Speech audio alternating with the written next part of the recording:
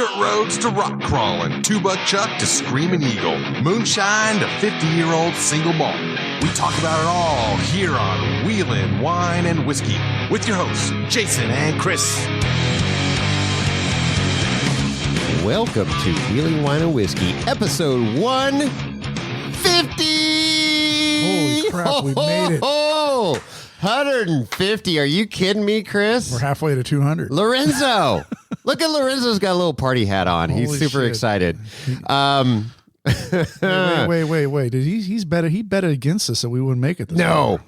He said 12. 12 episodes. You are way off, Lorenzo. And look what it's gotten you. Look at how fat and happy he is now. He's had a petty and a petty. Oh, man. Can't have a Manny because he's no very hands. svelte.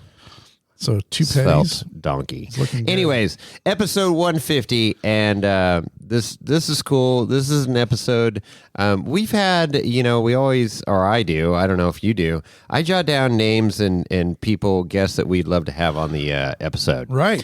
And this individual was on my list for a while. Got to meet him inadvertently with ex-racer Ultra Jones. You remember him? Yeah, down in Hammertown. Yeah, Hammertown. Hammertown.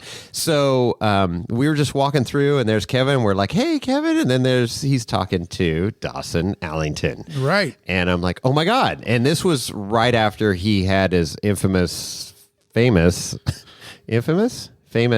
rollover right at the finish line of qualifying. Came coming in like a wrecking ball. And, he's like, damn it, I don't want to be known for that. But, hey, there's no bad publicity. and kudos to that drone pilot that is just out of control, circling the car. And thank God he didn't get nobody got hurt. So one thing that wasn't mentioned in the episode that Dawson told me is this, one of the comments on IG is, did the guy that he almost plowed into, was flagging, right? Holder, yeah. It was feet away, but it was super close. Oh, it was damn close. It's like, did he get a new pair of Gucci underwear or something like that? So it was like, yeah, I would have been shitting my pants too if I was that flagman right there. But nobody got hurt. Did you die? No. Thank God. It's a hell of a video. It has made every highlight reel on every social media aspect of Ultra 4, Beat Not Babied. Oh my gosh, it just goes down the line. So right up there with the launch off during qualifying. Exactly. Lauren Healy? Yeah. I think it superseded that, honestly. Probably. Lauren pulled off a badass move, and Dawson inadvertently pulled off a crazy roll. But anyways, unbelievable story with it. I'm going to call him a kid. He's 26 years old because he's half your age. Well, almost half your age. Yeah, but it almost doesn't count, only in horseshoes and hand grenades. So half your age. And so let's get into this interview because there is some juicy nuggets in here and quite the freaking story that this kid has gone through. He's a survivor. Absolutely. He is a survivor and never give up attitude, and I love that about him. Yeah. All right. Well, let's roll it. Boom. All right, Chris. We have yet another Ultra 4 superstar here on the line. Phoned a friend. Phoned a friend. Yeah. And I'm excited about this one. I got to chat it up a little bit with him at KOH this past year in passing in Hammertown. Uh-huh. Were you with me? I don't know. Ultra 4 Jones was right there. And the reason we got talking is because I was giving Ultra 4 Jones some crap about racers only. Exactly. So Dawson Allington is on the line. How you doing, Dawson? Good. How are you guys? Right on, man. Well, thanks for being on the show. We tried to connect with you down there, but all the craziness going on and stuff. It was probably for the best because I got pretty busy after my qualifying. Yeah, no kidding. Huh? We'll get into that in a minute if people don't know, but I'm sure pretty much everybody knows. You became. I don't know how you wouldn't know at this point. It's been reposted so many times. Every time it gets posted, I'm like, oh, you guys, please stop. I don't want to be known for this. Right. But like we talked about, there's no such thing as bad publicity. So that's right. it's pretty freaking rad, and kudos to the drone pilot there, because he got some of the most epic drone footage of all time. Yeah. Any landing you can walk away from is a good landing. Yeah. And you didn't. Hey man, I still got a time. Okay, that's what I keep telling everybody. It's like I just went out in style. That's right. You really did. It was blaze of glory. And I was, I'm teamed up with Tribe 16. We pulled it back over there. We got it fixed the day it happened, and I was out there on race day, ready to go. Exactly. Right. There's the preview right there. What we're going to get into. So it's awesome. Sure. Well, let's find out who Dawson Allington is. For people that don't know, you're young compared to us. 26 years old. It's got to be one of the younger racers. Yeah, you've got to be one of the younger guys out there. Bailey Cole, and who else is in your arena there? Justin. No, Justin's old. How old is Justin? I don't even know. He's older, though. The Wicks kid. Oh, that Justin. Yeah. Justin Wicks is definitely, I think he's the youngest at 19. Right. You know Justin Wicks? Yeah, and there's Chase Caprera. He's pretty young. And Chase Caprera's young. He's a local boy. Yeah. There's Jordan Pellegrino. Yeah. He's pretty young. Driving a Lamborghini. Hey, that's a Lamborghini. There's Bailey Cole. I didn't know until I was at SEMA in 2019 talking to Bailey Cole that I found out he's younger than me. I was just like, what? Like, I think it was 2019. He was telling me that he's not even of drinking age. No. And I'm like, wait, what? And he's like, no, I think he was 19 or something, or 20. I can't even remember. Yeah. But I was just blown away. I was just like, there's no way you're younger than me. He's like, oh, yeah. Yeah. It's cool. And then who else? Oh, I think Waylon Campbell's around. Where's Waylon? He's definitely younger. He's on the younger side. But, but he's older now because he's got a kid. So that'll add a few years to you right there. A lot of gray. But anyways, so... So how did you get into this whole racing scene? And you got a pretty interesting story. So let's dive into it. So my first vehicle I bought was a Jeep, and you're on the right podcast. Yep. And I just started. It started further back than that, I guess. So the first time I drove off road was in my dad's Explorer. He had a 93 Ford Explorer, and he let me drive it on this super easy trail in Moab. He let me drive it for like maybe 5 seconds. Okay. And he wouldn't let me drive it the rest of the weekend. We were there for 5 days. He let me drive it once. I sat and pestered him to let me drive it the rest of the time, and he wouldn't let me. And so we were on this one trail, and it was up in the LaSalle's, and it was a dirt road that was all muddy and slushy and everything from the snow. Uh-huh. And he was just sliding around, and I was sitting in the back seat, and I'm just like, I want to be driving so bad right now. This looks like so much fun. And I had watched rally racing like before I got into like rock crawling and stuff. I wanted a Subaru. Uh-huh. I wanted to be a rally racer or something. I wanted a rally car. And so sliding around on mud dirt roads and stuff was like so fascinating to me. And so anyway, I'm sitting in the back. I'm just like, he won't let me drive. I'm 15. I'm about to have my driver's license. Right. I gotta drive. I need experience, Dad. I need my own wheels because he won't let me drive. So I just gotta figure out how I'm gonna get myself in the driver's seat. And so I worked at a repair shop, and the owner happened to have a Jeep that he had just put up for sale. Okay. And I knew about it a little bit because when he bought it, it was so I was, kind of an apprentice. At 15? Yeah. Wow, that's awesome.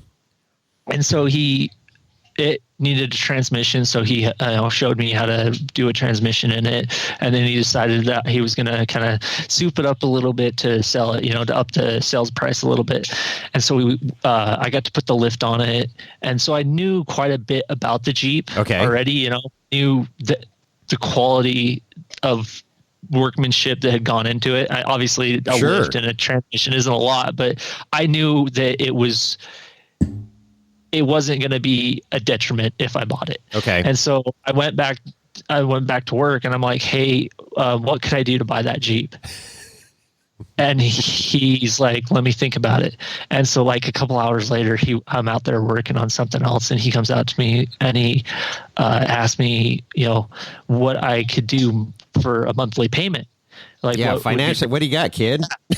Yeah. So I told him, and he's like, yeah, I think that can work. And really? So nothing down. He gave me the keys, and I drove my car that I was borrowing from my parents at the time. I drove it home. I asked my brother-in-law to take me back to the shop, and I didn't tell him why. I didn't tell my parents. I didn't tell anybody. And he's like, "What are we doing?" And they had known about that.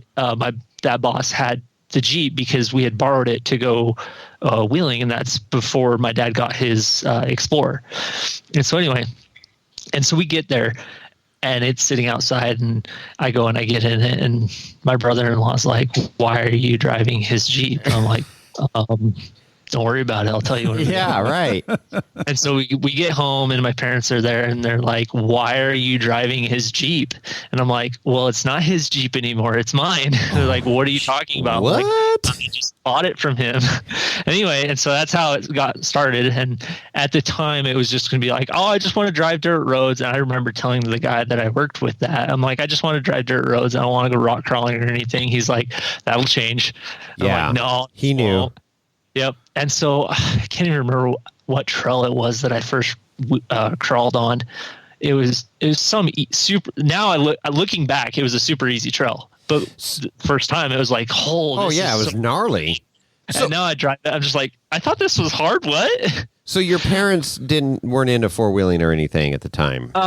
They were, but not as much as I was. Okay. Like my heart would race thinking about it, and I think it was just a way for them to get the family together and go do, see things as a family instead of hiking, because sometimes hiking can be a pain.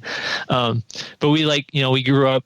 We'd go to Moab every once in a while, and we would take our Excursion, our Suburban, whatever we had, whatever family vehicle we had, and we'd do a little bit of off-road. We'd go see arches that you had to get off the pavement to go see and stuff like that. Yeah. Stuff Subarus could do. But anyway, and so because I bought the Jeep, I was constantly like, when are we going back to Moab? We got to go to Moab. We got to go to Moab. And so we ended up going to Moab twice a year. Oh, wow. And then for 2 years. And then I'm like, okay. And I found out what Easter Jeep Safari was. I'm like, all right, we got to do Easter Jeep Safari. And so we planned a week. And I it's like, all right, we're doing this trail. And we through the Red Rock four-wheelers, I went and I paid for all these trail guides because they were harder trails.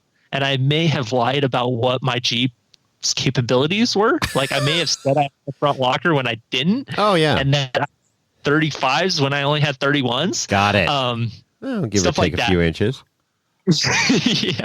Yeah. So anyway, and I paid for these trails, and we just went and we did them, and I kept up with everybody. And then eventually my parents were like, and at some point I found out what JK Experience was and what, Off-Road Evolution, Evo Manufacturing. You dove right in the deep end. Oh yeah. I mean, starting out with Moab is pretty freaking epic. There's people that have been, four-wheeling, jeeping for years, and Moab's like one of the pinnacle events, that it's like if you're a four-wheeler enthusiast, trail rider, you're like, okay, I got to go to Moab. Right. And now it's Trail Hero in my opinion, but anyways. Right. I'll throw that in there. I think, that's fine, because I went to Trail Hero for the first time in 2020. Uh-huh. And I loved it. I'm like, this place is awesome. Like, it definitely for me, it does not beat Moab. There's nothing like Moab to me. Yeah. You're wheeling around with sheer cliffs on both sides. It's so beautiful. And they're all red, It's not like just a normal cliff. It's everything's red down there, and it's so different. Anyway, they are different deals, but I prefer Sand Hollow over Moab. Yeah, forgive me. Wow. Or not. No, I like the hardcore, crazy stuff that's going on at Sand Hollow. Yeah.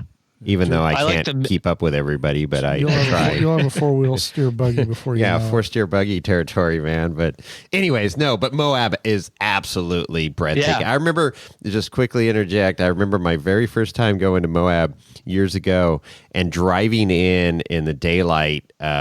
We stayed in Salt Lake City, and so early morning we left, so we were driving into Moab at 7 a.m. or something. So sun was coming up, and I swear I thought I was in a Roadrunner cartoon, man. Because that's exactly what the terrain looks like. Yeah, that's perfect. Yeah, and I'm like, where's the freaking Roadrunner? Where's Wild E. Coyote? Where's the Acme Dynamite? It was right there. So anyways, it is spectacular so countryside. Funny. But and then one more thing, so for this individual that you were working for to work that out, a payment plan is awesome. You owe that guy a lot, or maybe he screwed up your life there financially from that point on. Just empty every pocket, Jeep. But that's super cool. I mean, he obviously saw something in you, and he's like, okay, I'm going to make this work for this individual. He's got the fire, the passion, and that's cool. That's cool. Passing it along.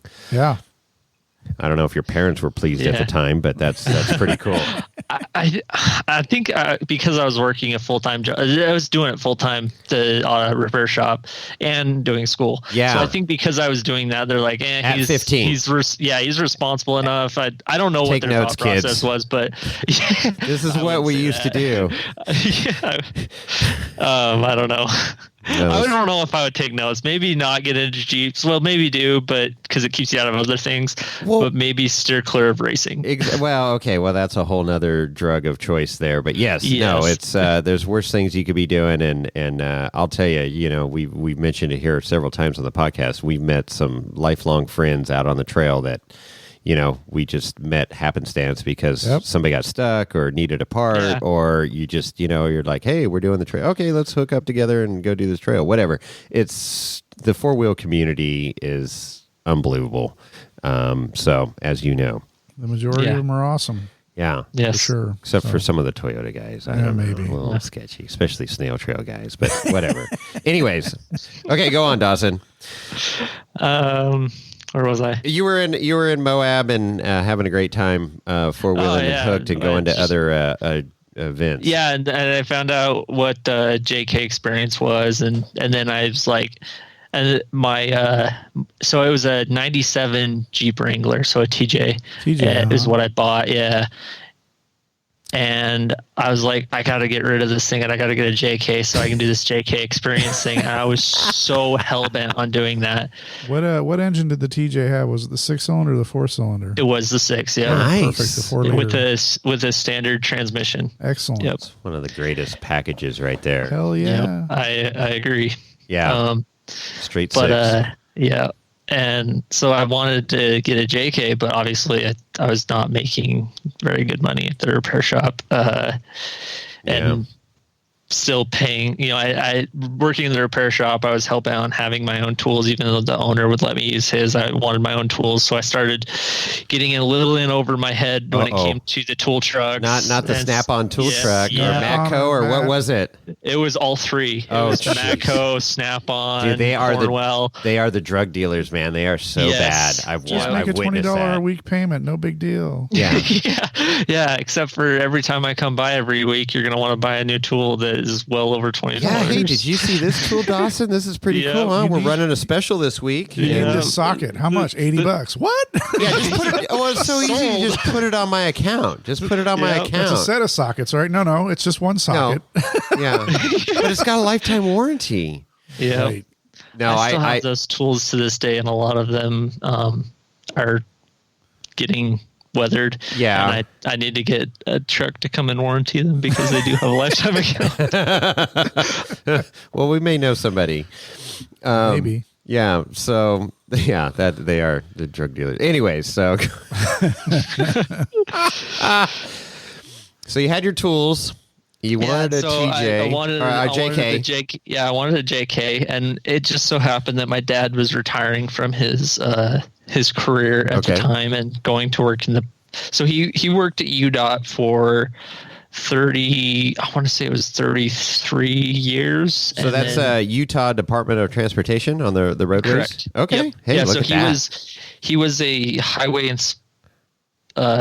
inspector, construction inspector, excuse me. Oh, wow. So he would inspect like the as the contractor would build the road, he would make sure that it was built to the standard specifications that UDOT had written for the whatever. Yeah, we could use him here in California right now.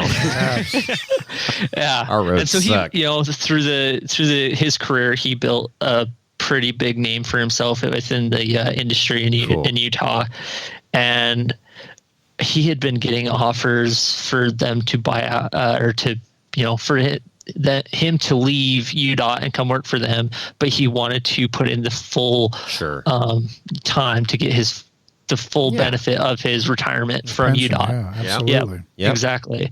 And so it came close to his retirement date, and a company approached him and said, "Hey, we want to buy out your last couple of years of work, so you'll come work for us." And so he signed a contract and whatnot. And so obviously going from a government job to the private sector, he started making quite a bit more money. Yeah. He started getting to pull from his pension. And so he went and bought a JK. I'm like, I was kind of mad at him, or not a TJ, a JK. Yeah. And I was kind of mad at him, but the intention was that he's like, and I had got them so like excited about Jeeping and everything. He was like, we're going to buy this, we're going to build it up, and then we'll go do the JKX together. Well, by then it wasn't really, the JKX was kind of going away. It was becoming the JL. And I'm like, well, it's kind of yesterday's news. Nobody cares about JKs anymore, but. So do you still have the TJ? No, unfortunately. So I sold it after, when did I sell it? I think I sold it when I bought the 4500 car. So what was did it ever get like heavily modified, or did you basically leave it stock? So that story is going to come, but I tore it apart, right? Completely gutted it. Because it was going to be my race car. And then I got the opportunity to buy the 4600 car that I raced in 2018 and 2019, and then part of 2020. Okay. And so the TJ, my first TJ, it started getting built. It had 1 tons under it. It had somewhat of the suspension going for it. It didn't have, and that's where it got left. It started getting built. I bought a proper race car that was winning because I thought that would be, that was a good path to go down, buy a winning race car. Absolutely. And I still think it was the right move. But yeah, it never got finished, and I kind of lost any ambition to finish it, which I kind of kick myself. I think about it from time to time. I was like, I wish I would have finished it. But it got sold. And yeah, I no longer have it. I don't even know where it's at anymore because it got sold to some kid that I sold it for a really low price because it was not anywhere near being done. It needed a lot of rework because when I did build it, I was really young and didn't know a whole lot about what I was doing. And so it needed a lot of rework. But anyway, and so I sold it for a really low price as a, just a roller, a project. Well, this kid bought it, put it on his trailer. A week later, it was for sale for over double what I sold it to him for. No. Which was, I reported that classifieds ad quite a few times because it was a little ridiculous. Oh, no. He was trying to rip people off, which kind of upset me. Yeah, that's not right. So, so that was a rec wheeler that you had ambitions to maybe turn into a racer. Then you bought a race car. Do you have a race car obviously at this point, but do you still have a rec wheeler at all, or are you just all in on racing or pre-running? For the last 4 years, I've been kind of all in on racing. I haven't really gotten to rec wheel. I think I've been rec wheeling maybe a handful of times since I started racing, which is kind of unfortunate to me. Well, that's it happens. Well, you're all in. That's what you do. Yep. Unless you're Lauren Healy with a red dot buggy to rec wheel in, and then you sell your red dragon and than go to this total crazy car that he has now. And I know, right? Yeah. anyways, yeah. But yeah, so I have a Jeep Comanche now. I picked that up last year, but it's got like 3 handfuls of problems. Wow. When I bought it, it was a mess. Excuse me. I got it running. Well, at least it's not an XJ. I mean, it's half XJ. I know, it's part of XJ. It's just the back half that doesn't breathe XJ or read XJ. I don't know how you want to phrase that. Is it just shit or is it box? Which part of that is it? I think, yeah, it's box. Well, right now it's shit. There you go. We're going to bring it out of the shit and give it the box. Perfect. Yeah, there you go. Perfect. No, but I got big, kind of big ambitions for that. Big goals. I want to cut the unibody off of it and kind of tube chassis Sure. it. Obviously to get rid of the unibody. I mean, I think that's pretty obvious. But other than that, I mean, besides it having the unibody, it's got a lot of rust. The floorboards are completely rusted out of it. Oh boy. Wow. Whoever It's a owned Fred it before, Flintstone car. It is. It is. Yep. Well, it's Yeah, Utah, right? It was a Utah vehicle, so the salt on the roads or something, or I would guess that's what it was. I don't know where its life, in its life where it's been. It's soulless. It doesn't have a frame. That's right. It was a Comanche Comanche for a just unbelievable price, and I'm like, I looked at it, I'm like, yeah, it's got a lot of problems, but this is a rare vehicle. We know how to work on stuff. Yeah. You don't come across these a lot, and I wanted to tube chassis it for the minute I saw it. Oh. And so I'm just like, I don't really care what the rest of it looks like. I'm going to tube chassis I hear dollar signs. Do you hear the dollar signs, Chris? Yeah. I'm just happy it's not another Tacoma build. That's well, there you go. There you go. Those are a dime a dozen. No, it's cool. All right, so then you're like you saw this racing thing and you're like, okay, how do I get involved with that? Yeah, and so watching the JK experience and everything, I found out that he had a TJ that he built. He is in Mel Wade, built a TJ and was racing in this 4600 stock class in Ultra 4 and King of Hammers. And so I'm like, what? And so I looked into it more. And I started watching Ultra 4's highlight reels and everything. I'm just like, okay, this is awesome. Like completely badass. I got to get involved in this. And I talked to my dad about it and I showed him and he's like, so his uncle had raced when he was a kid. And so he knew a little bit. At this point, by the way, I'm just curious. I think I'm 17 or 18. Okay. All right. Continue. Wow. Yeah. And he told me, he's like, no, you'll never have enough money to go racing. Like it's just ridiculously expensive.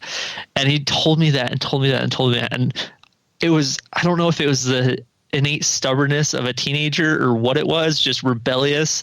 I don't know. But I was just like, nope, I don't care what you have to say, Dad. I'm doing it. And it's all I involved. Like it's all I thought about.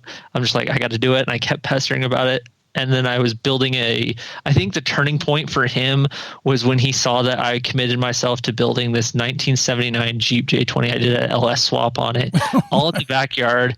And it had so I bought it from one of his work friends. It had a running motor in it.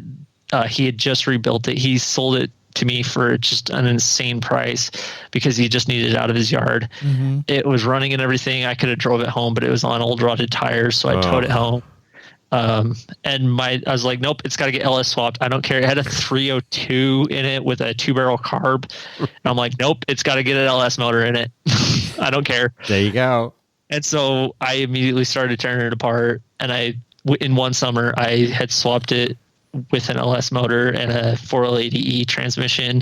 I did all the wiring myself and everything. And I think that was the turning point for my dad. He's like, all right, this kid's committed. Like he's not going to start something. He's not going to start this racing project and not finish it. And so he helped me, get started and whatnot. And that's when we started going to Ultra 4 races. Our first race we went to was 2016 Nationals. And that, I don't know if you guys went to that out in Reno. No. But that was a riot. That was the last year of tire balls. And it was the last year the Gomez brothers put on that. I mean, they still put on a show, but it was just a banana show. I loved it. It was amazing. And my family loved it. We took my nephew and he was all about it. And I was just like, and my dad was like, yep, we got to do this. So then 2017, me and him went down to King of the Hammers to figure out what that was all about. Right. And we got involved with a team that we had met at the Nationals, which is in the race car that my first race car I ended up buying. So it was a stock class team. And I was watching them and I was like, it's a TJ. Like, I have a TJ. I want to build a TJ. I got to look at this TJ and take as many pictures as I can so I can model it won every race, I think every race that year, and Nationals. Wow. It got national championship. I'm just like, obviously this thing is a winner. Right. I got to model what I'm doing after this.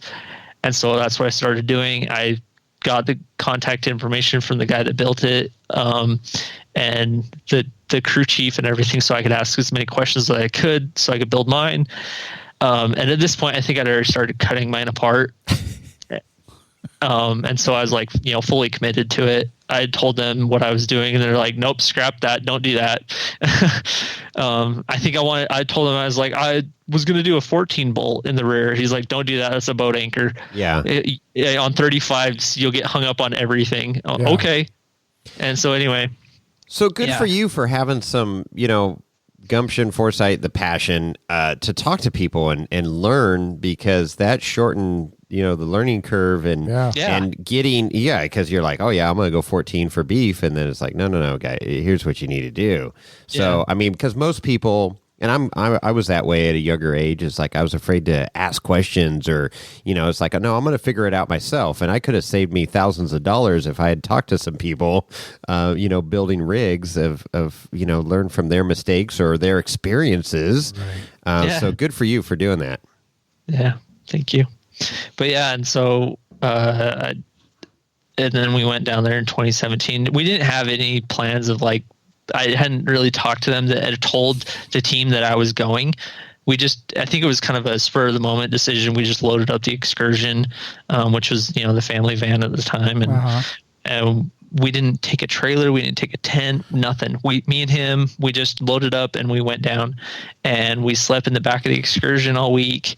Well, it's like a mini house anyway. Yeah, I mean. It is. Yeah, it was super comfortable. Like me and my dad in the back of an Excursion, it was so good. You would have been called overlanders now. Right? Yeah. Until the point where I think it was so back then the EMC raced on Thursday. So Thursday, I think we went down Wednesday night and slept, and we woke up super early because we wanted to walk around and see the race cars because we knew the race was starting. And so we just just happenstance, we ran into the team that we had met back at Nationals just 4 months ago, and they were lining up to getting ready to go racing, and we just, I don't know exactly how it happened, but we ended up helping them in the pits. We helped them in their main pits, and then we actually transported some of their stuff in our Excursion out to remote pit 2. And we didn't know where we were going, so one of them came with us and kind of pointed us in the direction and whatnot. And it was funny because my dad was freaking mobbing the Excursion. We were going over whoops so fast. We had a cooler in the back, and it was just a crappy Coleman cooler, and it had a bunch of water in it with all of our sleeping bags just stuffed in the back. The cooler flipped upside down, so at that point all of our sleeping gear was soaking wet. And so our last 2 nights there, we slept in wet clothes or wet sleeping bags. Mom was not happy. Well, she wasn't there, so thank God. Yeah, right. Yeah, that's great. We were very cold, to say the least. Yeah. Run out to Walmart and pick up a couple new bags. Yeah, we didn't know what we were doing. We didn't know what direction Walmart was in at that point.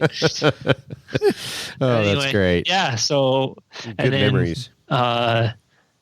Fallon 2017, that was the next race that we went to, and I had told the team that we were going out there and like, yeah, you can help us in the pits, and that was just a straight desert race, but very, very hot. That's what I remember. Very dusty, very hot. Fallon, Nevada. But that was the race that Lauren Healy had announced that he was going, he was quitting his day job and going pro. And it's like, okay, there might be a chance to make this a career. Like if I work hard enough at it, if Lauren Healy just did it, and he had a day job and whatnot, obviously he's in a lot different place, racing a different class, but, he made the commitment. Yeah. Yep. Full send. Full send. And I mean, it's going to pay off because, I mean, you look at, obviously the Ultra 4 series has changed hands, and the whole racing series with the new owners has expanded. So I think that, and as we mentioned earlier, the purses have gotten bigger. So I think the opportunity for more professional, all in, if you will, career Ultra 4 race car drivers like Lauren Healy is certainly becoming a better chance. It's definitely out there. Mm-hmm. Yeah, and it was kind of always, and then I can't remember exactly when, but I started watching and getting kind of impressed with Formula One and what was going on there. I think I watched a show on Amazon Prime when I was at work one night about McLaren. Yeah. About the McLaren racing team. And this was back in 2018 or something. I can't even remember. It was a long time ago. But anyway, I watched it and I'm just like, oh, a Formula One level of Ultra 4 racing would be so cool. Obviously, that takes a huge dollar amount. Yeah, a lot of zeros. You think fielding a 4,600 or a 4,500 car is expensive? Yeah, think about Formula One. Millions, Yep. millions, and millions. Yep. Well, we talked to the owner of Element, right? And that was his goal was to get in there to Le Mans, and he did. Yeah, and that's just a whole other level of it's racing. A completely different world. And I've tried to do as much research and whatnot that I can to kind of understand that world. Mm-hmm. I mean, it's just a completely different level of marketing. Obviously, just a small guy like me can't manage something like that. No, but you could talk to people and find a rich uncle somewhere, and there you go. I mean, that's what it takes. Yeah. Everybody's got a rich uncle, right? I mean, honestly, you look back and you realize now, but at the time you didn't realize it, that the gentleman that you were working for at that mechanic shop, he did you a huge favor in that, because there was no way financially you could buy this thing or you had any leverage, and he's like, no, I want to help this kid out, and we can do a little loan, through me. Well, that guy saw something in you. Yeah, and that's what it takes. I'm hoping Chris someday sees something in me so he could throw some do-re-mi my way. No, that's no hope. Oh, okay. Darn it. I look in your garage and I say, no, you've blown your wad. I have. But I've had a great time. I've got a lot of stories. Yeah, you do. There you go. Yeah. So, well, I mean, this is awesome beginning to the story. So what you've got this car, or you're going to buy this car. It sounds so you're developing a relationship with this team, and where does that go? It was Fallon. They actually they told me that they were going to be selling it. They were going to be selling their 4600 race Jeep, which was a 1998 Jeep Wrangler. TJ, so another TJ. Yeah, a TJ. Yeah. Yep. Uh-huh. And they're like, I know you're building one, but we want to give you the opportunity to be, to get first dibs on it if you're interested. And I thought about it, and at the time I was kind of hell bent on building my own. Like I wanted to have that box checked for myself. I was like, no, I want to build my own. I want to show that I can build something like this, and that's where we left that conversation at Fallon, and then Nationals comes up, and so it went Fallon Nationals. Nationals was the next race out in Reno, and we went back out to Reno. Yep. And we went back out there for that. So that was a year later after my first experience with or in person with Ultra 4, and they kept bringing it up that they were selling it. They're like, we're putting a for sale sign on it this weekend because this is the last race it's going to race under our ownership. And so they put a for sale sign on it. They had a couple bites. There's an interested person, and they kept on, kind of beating it into me, like, you need to buy this car. Like, and there was a lot of carnage at that race that year within the stock class. Beat them up. Yeah. Yep. Within the stock class, and they're like, look at all these other cars. You see the broken ones? Yeah. You see ours? It's not broken. See the broken one? You need to buy this car. Don't go through what these other teams are going through. Wow. I'm like, you kind of have a point. And so it was that weekend. My thought process shifts. It's like, okay, if you want to make a career at this, you need to just get in with the wheels turning. You don't need to be breaking stuff. Like, that's not how you're going to be successful at this. No. And so I'm just like, I don't know how, and they gave me a number. They told me the number, and I'm like, I don't know how I'm going to make that number work.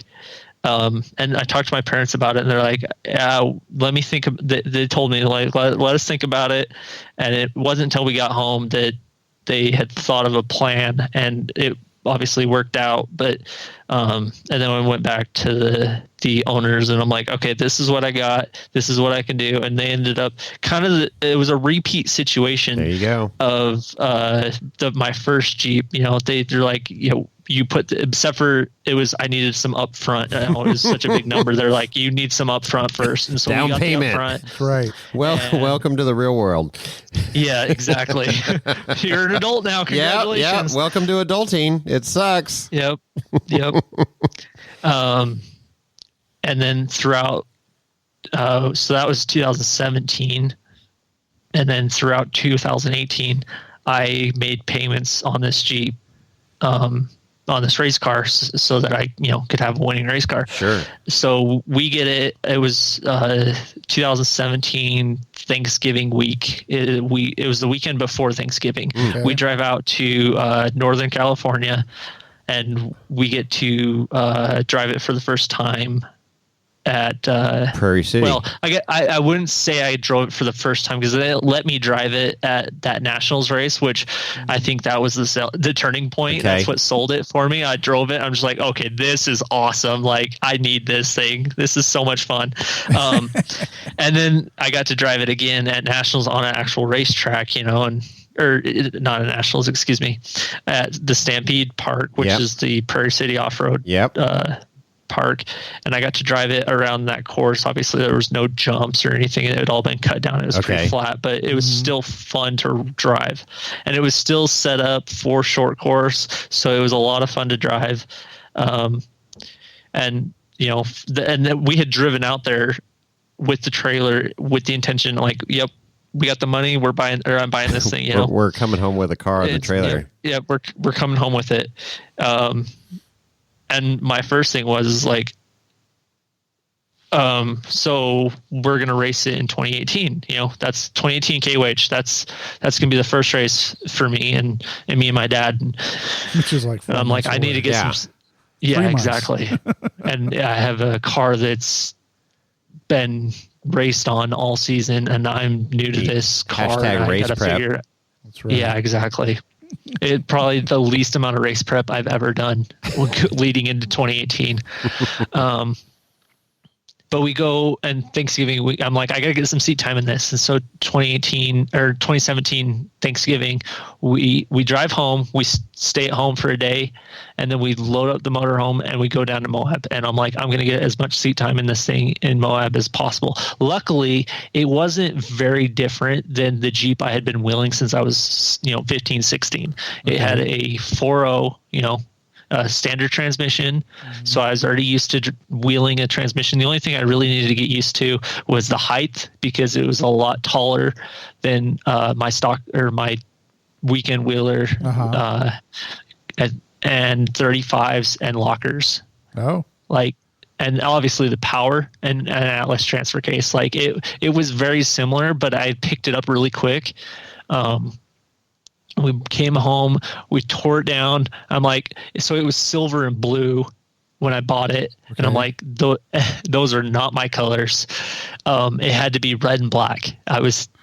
because my first Jeep was red, and I was starting to accent it with black.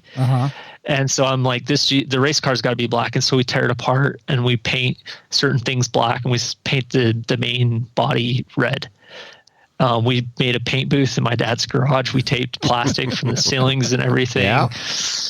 We used a little we borrowed my brother-in-law's, I think it was like a 60-gallon compressor. So we'd paint like a door panel, and we'd have to wait for the compressor to build pressure back up. Yeah, exactly. And it was the longest process, but and we had heaters, like torpedo heaters and everything going in the garage, because it's winter. It's like December in Salt Lake City. It's not even 30 degrees outside, and we're doing it at night.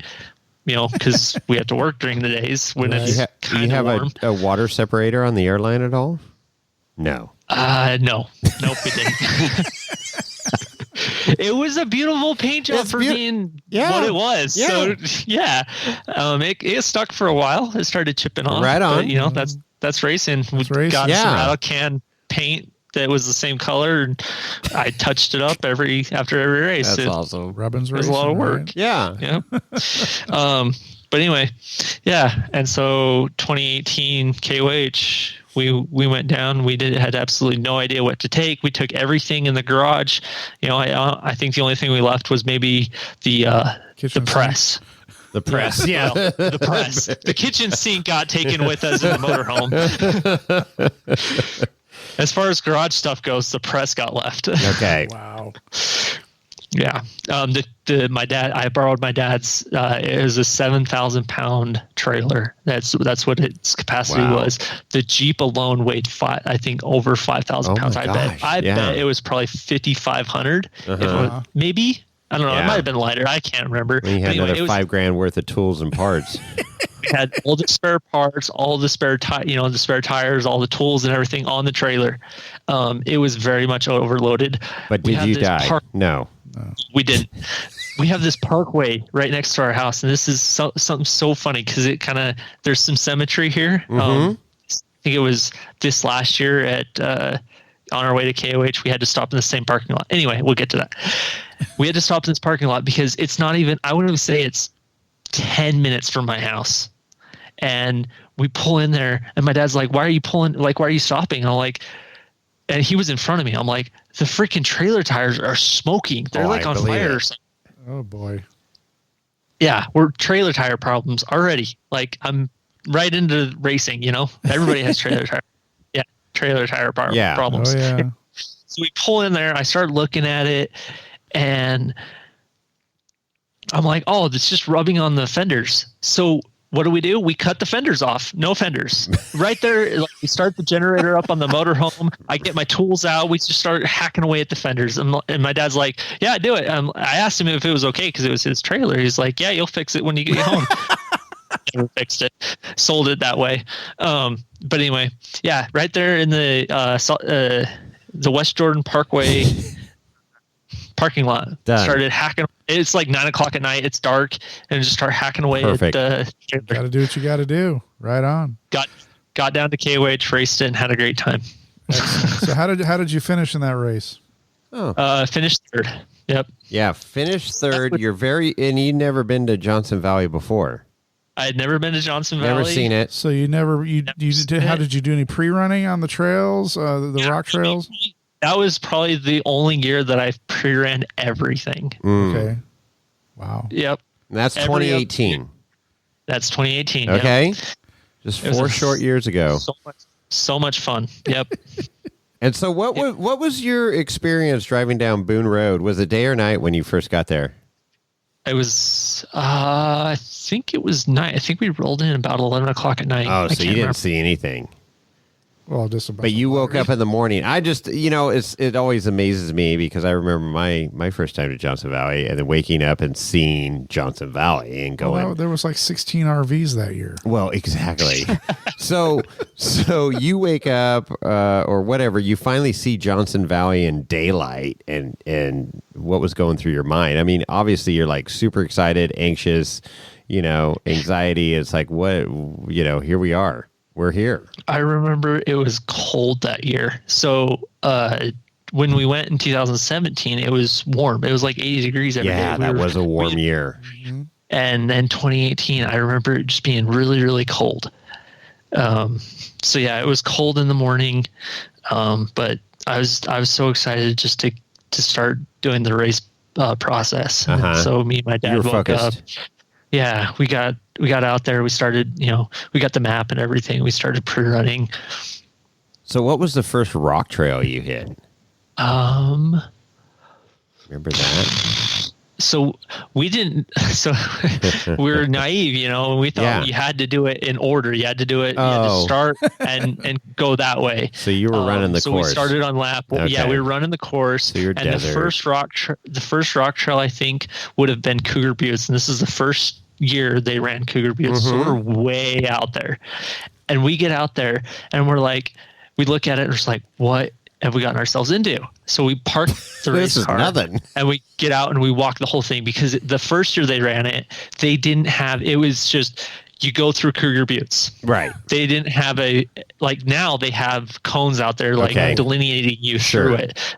The first year it was just like they had banners around the entire thing, or not banners, caution tape around the entire thing. And they said, go have fun, pretty much. They haven't done that since then, and I wish they would go back to that, because that was a lot of fun. Because actually, it made it more dry. Like, you had to do your homework.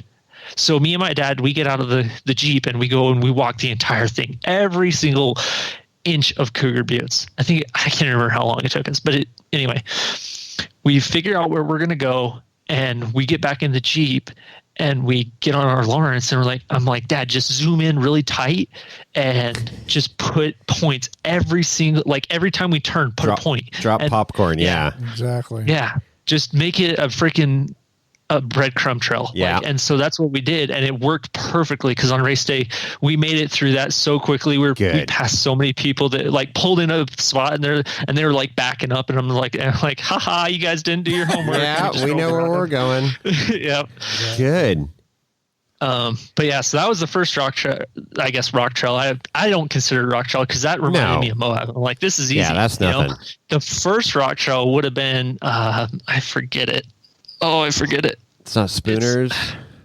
Nope. It's over closer to where you go to drop in pit, from the desert. RP2. Yeah. Remote pit 2. So that sand hill you come up out of? Yeah. It was back when they had two. They had A and B.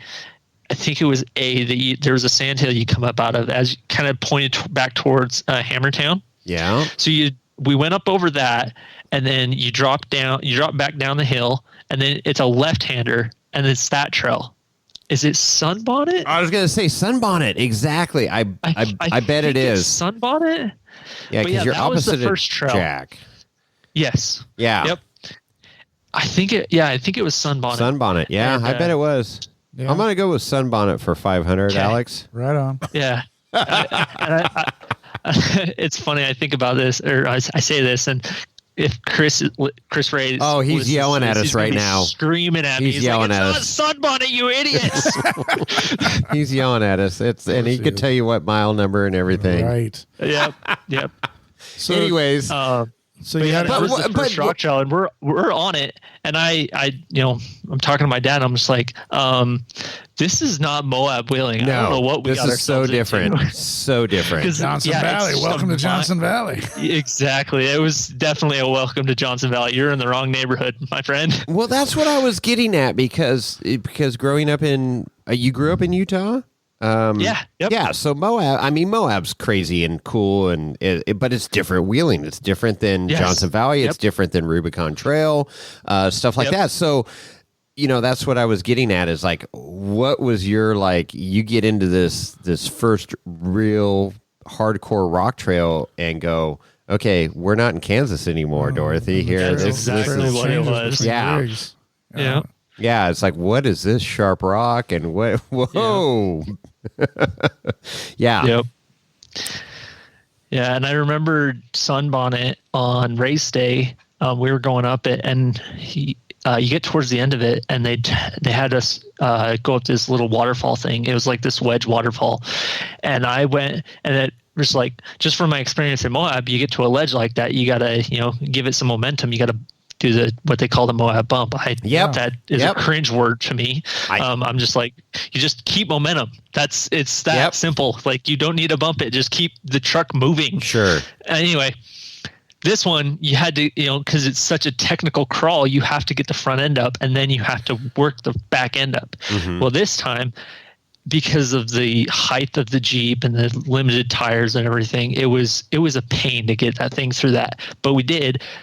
But before we did on race day, the motor actually started running backwards. I am not making this up. It was pumping. Yeah, it was pumping exhaust out the intake. Whoa. It was smoking. It was black smoke and everything. I'm just like, what is going on? And it was running, and it was running super funny. Obviously not on all cylinders. No. What? So it was like a Toyota. Yeah. Maybe.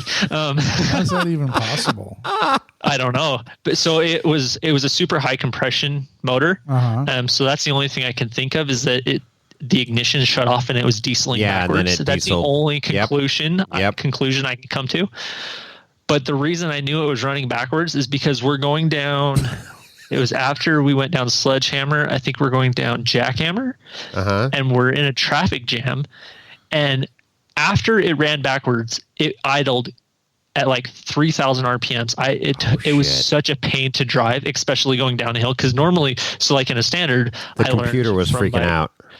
Yeah, not only that, it would run fine, but it was me not being able to drive it. Like normally when I drive downhill in a standard, I just put it in gear and let the engine and everything slow me down. I don't milk the brakes. Yeah, compression brake. But this time I was having to throw it in neutral and just ride the brakes, which I didn't like doing, because I'd put it in gear and it would just go straight up to 3,000 RPM and just run away from me. And so we get into this parking lot in going down Jackhammer, I think. Yeah. And I'm like, hey, let's, we're in this traffic jam. We're not going anywhere anytime soon. Clearly, let's hop out and let's figure out this idling issue. Well, we hop out. I throw the hood open and it had blown all the vacuum plugs. So sure. They were just plugged and like zip tied shut, and it had blown all of them off. And so that's why it was just sucking vacuum. That's why it was idling so high.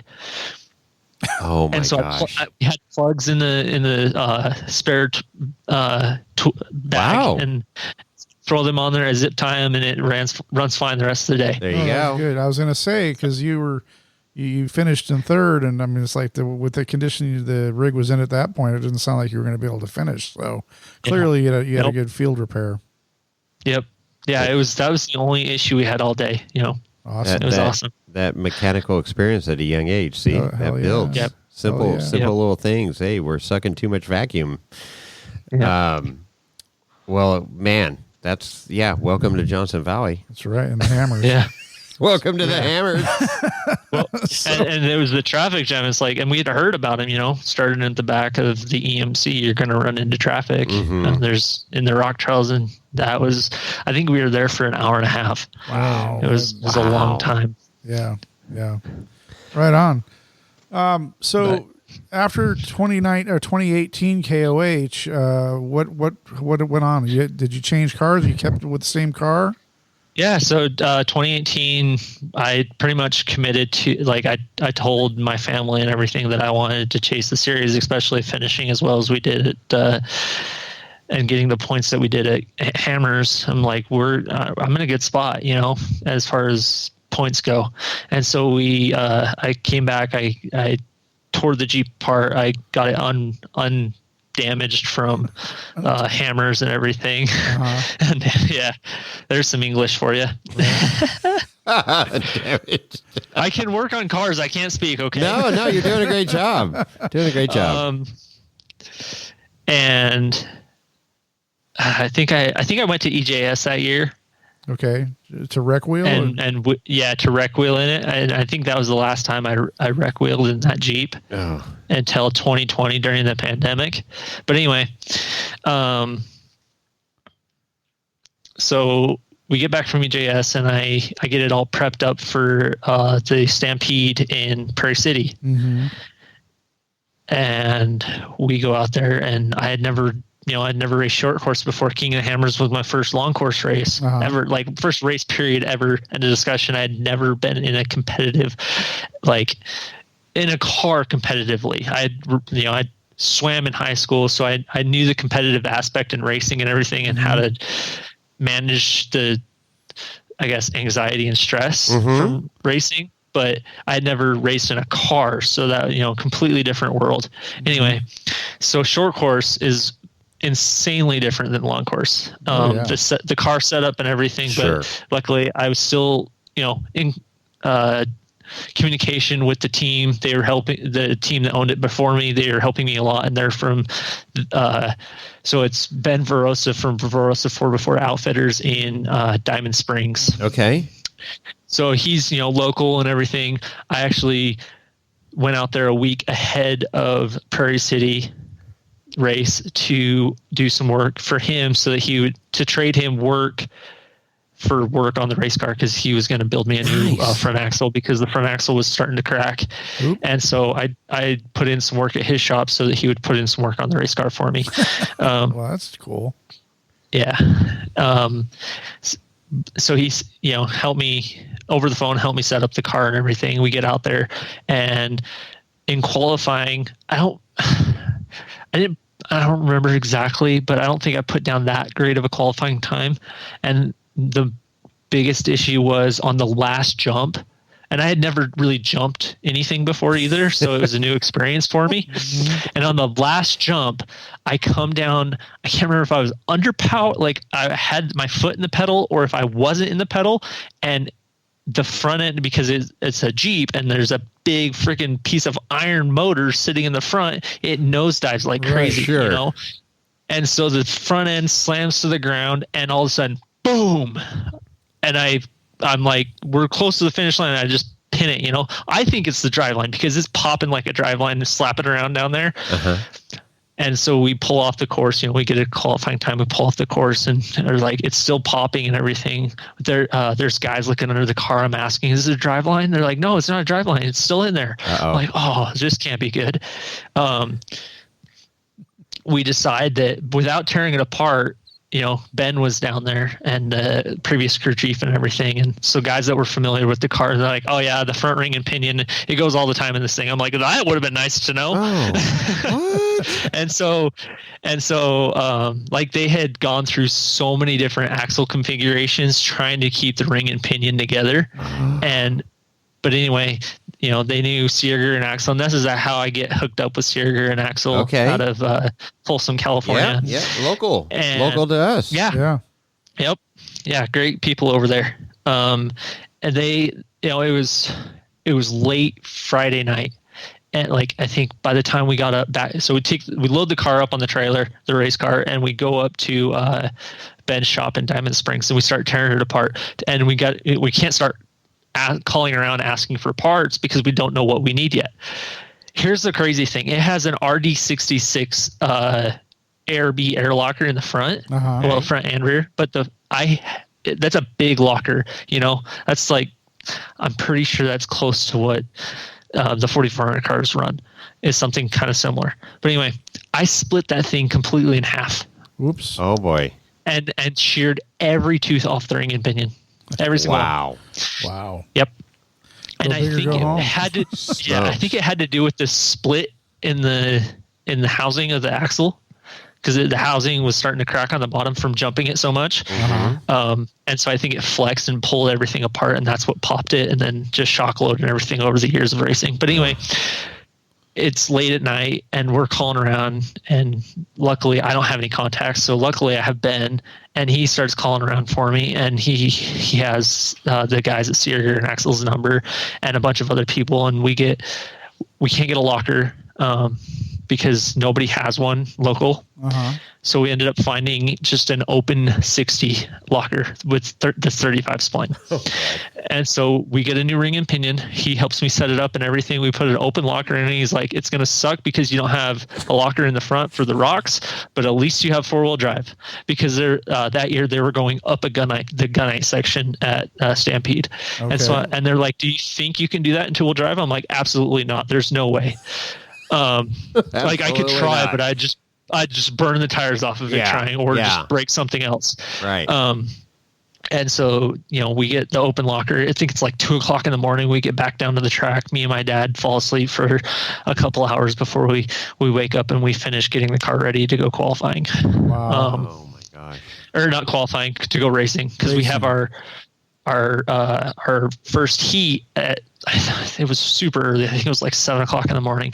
And so I think I started second in that heat.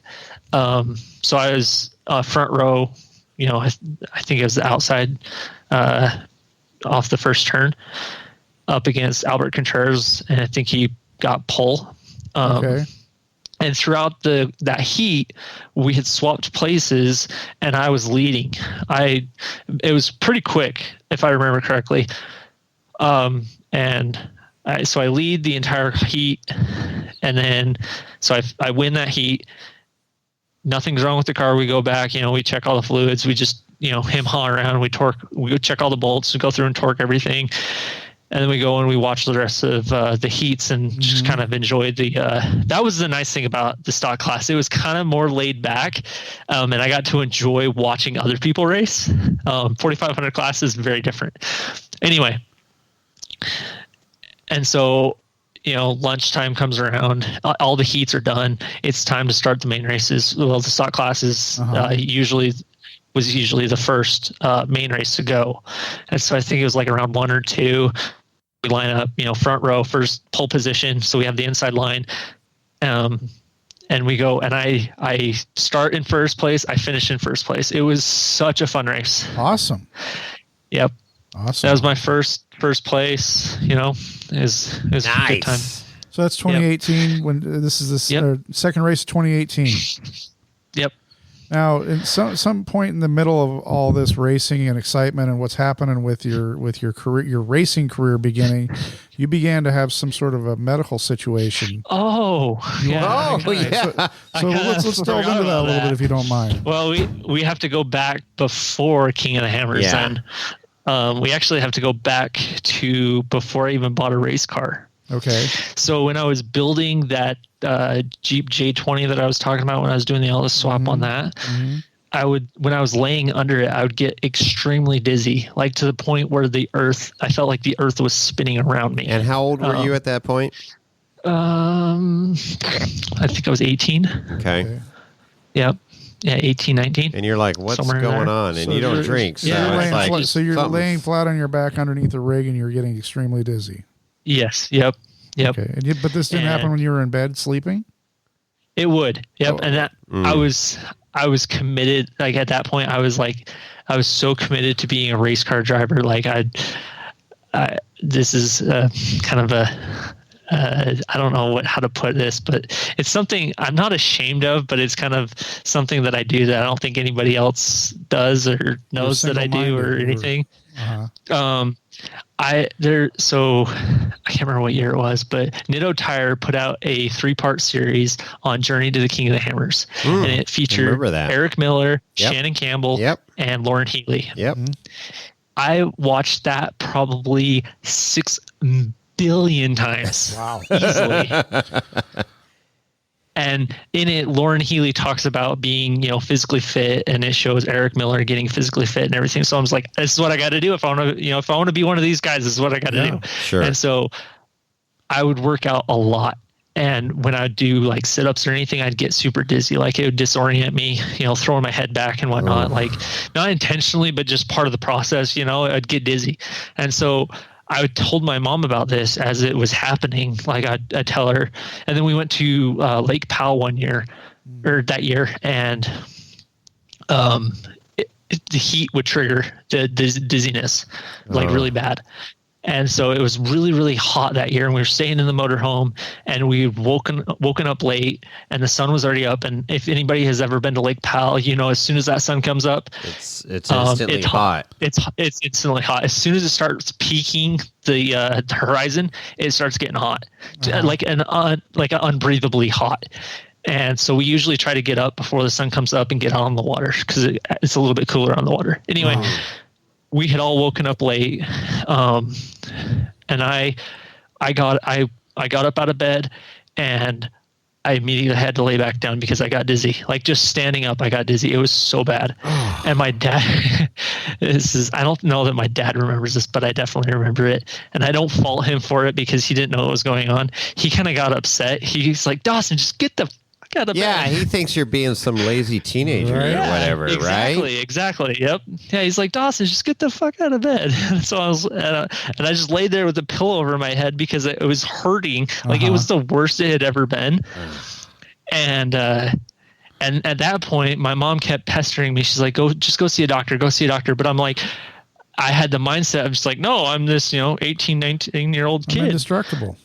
Exactly. And so I didn't go see him. Well, leading up to 2018 Hammers, she, without telling me, had made me a doctor's appointment. Okay. And so she's just like, you're going to see this guy. She's pretty much told me, and obviously I'm an adult at this point. She can't boss me around, but I can't boss me around. You're not the boss of me.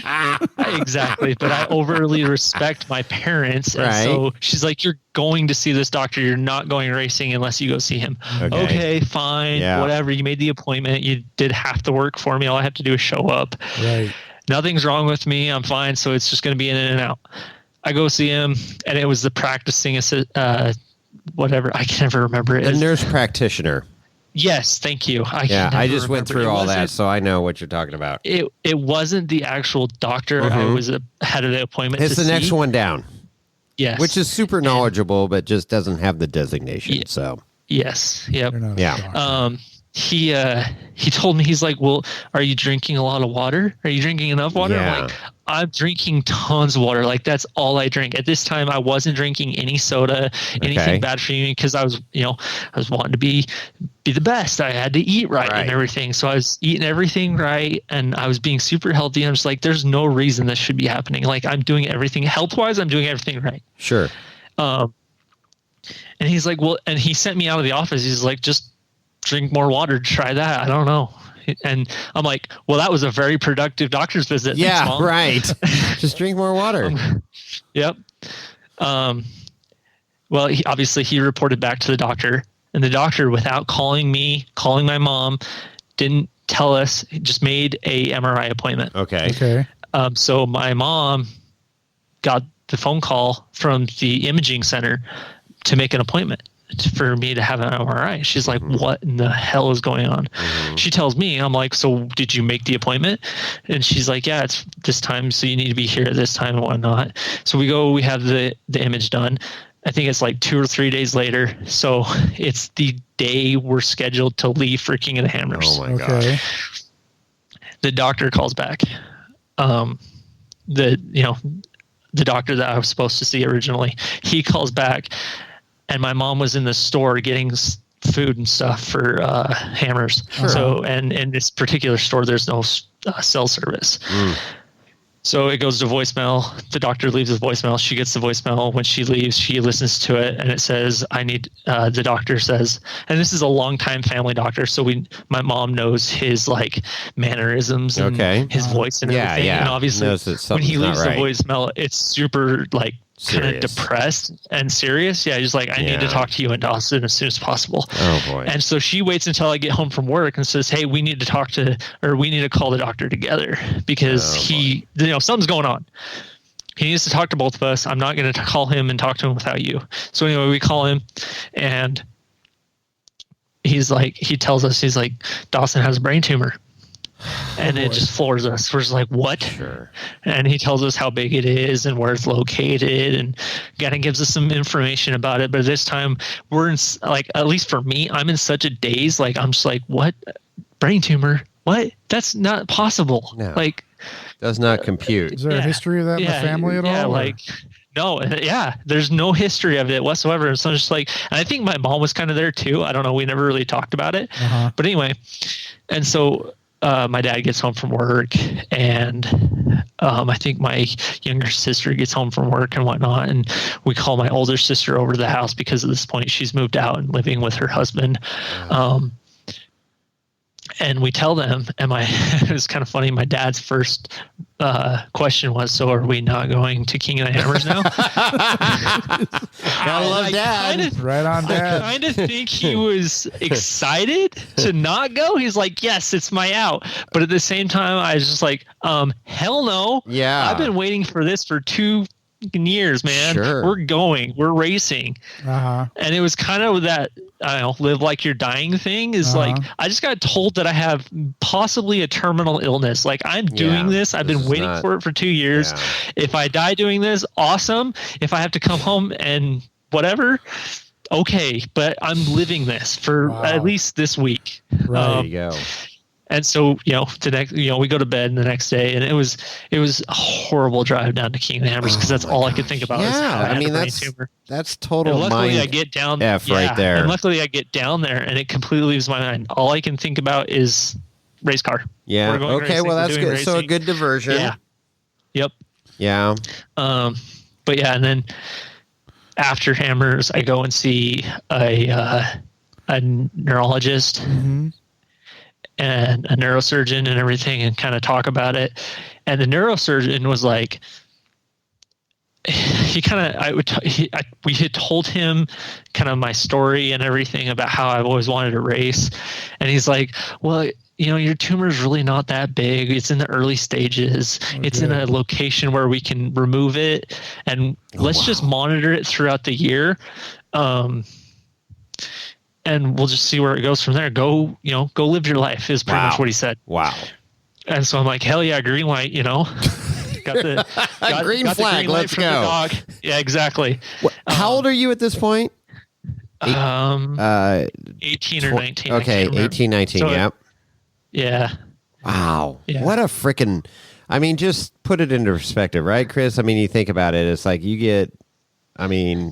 that's some serious heavy shit to deal with at 18, 19. It is. Because, like Dawson just said, it's like, this is potentially a terminal thing, and trying to wrap your mind around that. But you say that, and at 18, 19, you're like, okay, whatever. But you were so focused and so passionate about racing. It was like, okay.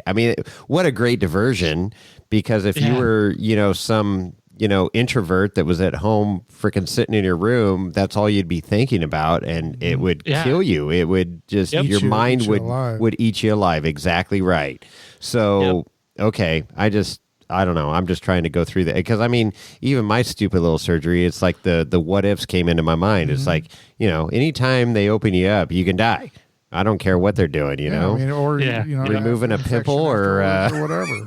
Whatever. It's like you can die. You can die, and it's like, you start thinking about that stuff, and it's like, no, and then hello, brain tumor. Yeah, that's a super serious situation. So anyways, how did that all resolve itself? Obviously you did something. So where did it go? So I raced all season long. Okay.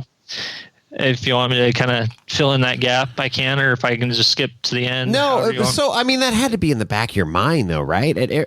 Honestly, I don't remember it being that way, and obviously, really, kind of skipping ahead, going into the whole brain surgery and everything. I had to do a lot of. Wait. But are you still having these dizzy spells and stuff like that? This is ongoing, or do they have some medication not as bad since they've removed it. And I've gone through all my treatment. But at the time, I'm talking like after you delayed it. Absolutely. Yeah. Yes. Okay. Throughout prepping the car and everything, I had to fight through a lot of it. Doing transmission transfer case work, anything underneath the car where I had to lay on my back, I had to go and get a creeper, and I had to modify it so it propped my head up more than it normally would. It's just a crap. Yeah, exactly.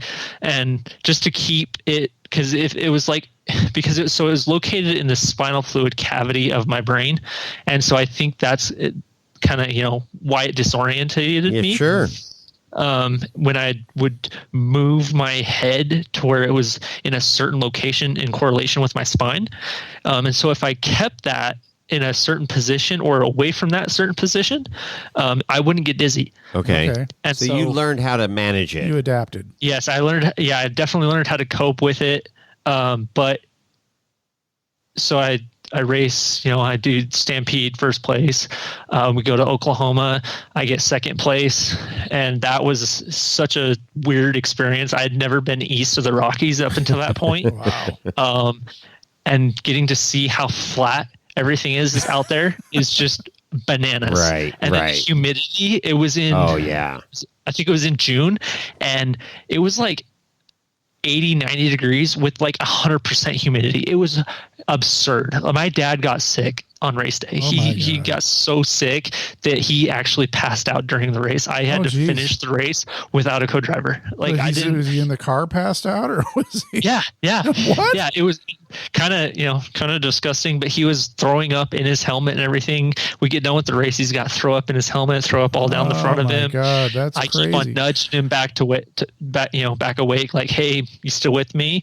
And he's like, yeah, I'm good. And so we get done with the race, and I'm calling over the radio, so and I'm like, heat stroke. When we get back, kind of, yep, because we were going through this one section, and I had laid the Jeep on its side because of a stupid driver mistake. And so we had to put in a lot of work to get it back on its wheels. And so I think that's what kind of took its toll on him, because he's not young anymore. He's getting up there in age. It's probably my age. Don't be like oh boy. No, at the time he was older than you, man. Okay. Yeah. So you finished the season, and yes. How did you wrap up? How did you finish in Oklahoma? Yeah, so Oklahoma we finished second place, and the fun thing about Oklahoma, the thing that kind of just sticks with me, and the thing I hang my hat on, is during qualifying, I was 20 seconds off of the fastest 4,400 car. No kidding. The qualifying lap, the qualifying lap had 0 rocks in it. It was all short course, and my Jeep just absolutely railed on short courses. It was so much fun. But the fastest qualifier was Shannon Campbell, and I was 20 something seconds off of him. That's awesome. That made my weekend. I'm like, I don't care if we win, lose, or draw. Like, that made it, Yeah, no doubt. In a car that is completely limited compared to his, to be that close is fraction of the and horsepower, a driver that he is, fraction of the suspension, fraction of everything. Exactly. And when you first learned about Ultra 4, I mean, that was probably the first driver you knew, right? Oh, yeah. Yep. The Godfather, as we refer to him as this podcast. He has a golf cart too, so. Well, it's a homemade golf cart. It's not a golf cart. That's right. So, okay, so you finished the season, and you now it's time for you to address this gremlin in your head. Yep. So it was just kind of to keep with the timeline. It was just before Ridgecrest, the Ridgecrest race around August, September time. I start feeling really crappy. Like, I'm eating less. I'm noticing weight loss, and that's not normal for me. I kind of not normal for a teenager. You like food? I stopped eating as much as I had been in the past. Anyway. And I tell my mom, like, hey, something's not right. Like, she's like, yeah, I can tell. Like, my face started kind of sinking in and everything. She could tell I was losing weight. And I'm like, can you make me another MRI appointment and neurologist appointment? And so she does. We go get the MRI. We go see the results with the neurologist. And he tells me, it's grown 2 centimeters in one direction. We need to. And at this point, I think it was only 2 centimeters total, like overall diameter or whatever. Like, it was like a little ball, it was really small. And so I'm just like, it's small. Like, why is it? But it was the location is what was killing me. And he's like, yeah, I think it's time. And this was after the Ridgecrest race, it's pretty much points were figured out.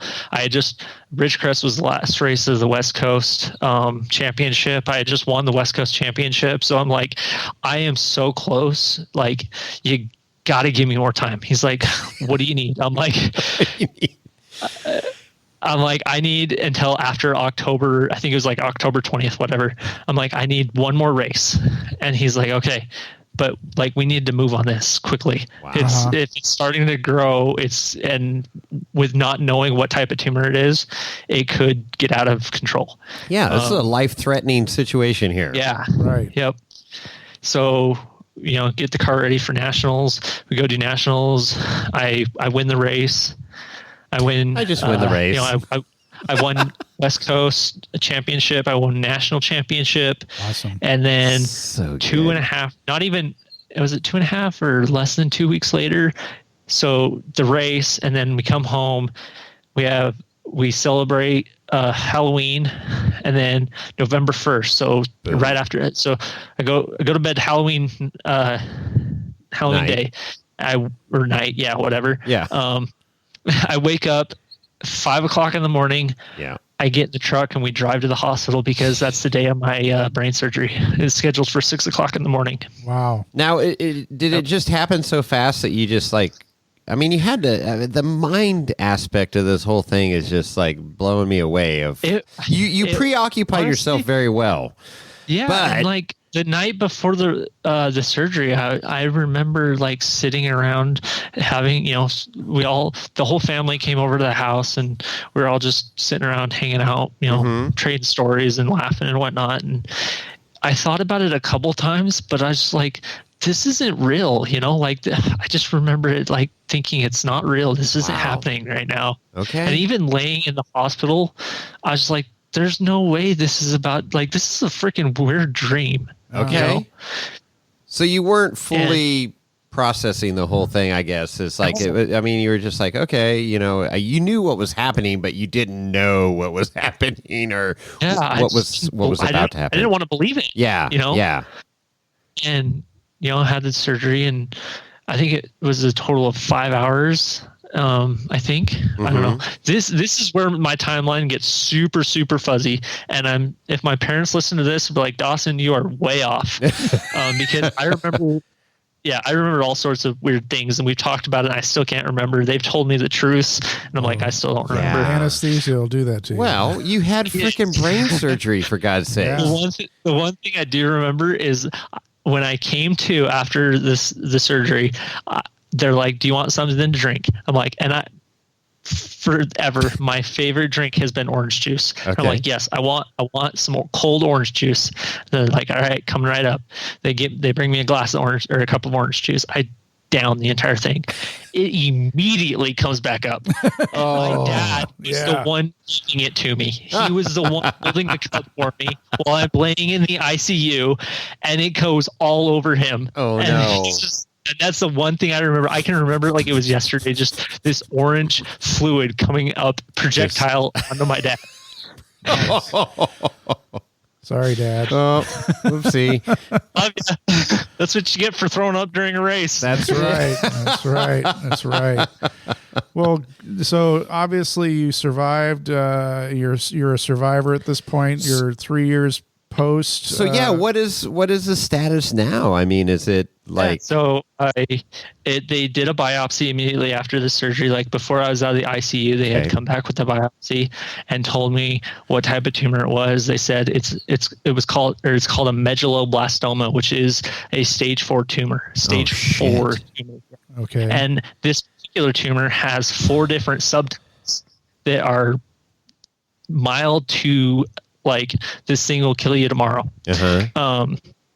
And so they're we have to send it off to a lab out east to have the 4 subtypes analyzed and whatnot to figure out which one it is.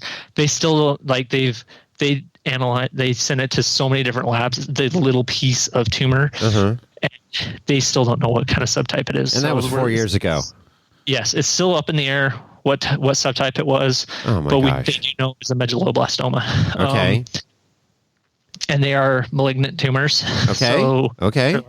As soon as you get out of the hospital, you go through you recover enough from your brain surgery, we're going to send you and have you start doing cancer treatment. Yeah. So that was awesome to hear. So you had a shit ton of radiation, I got to imagine, huh? Chemo and radiation?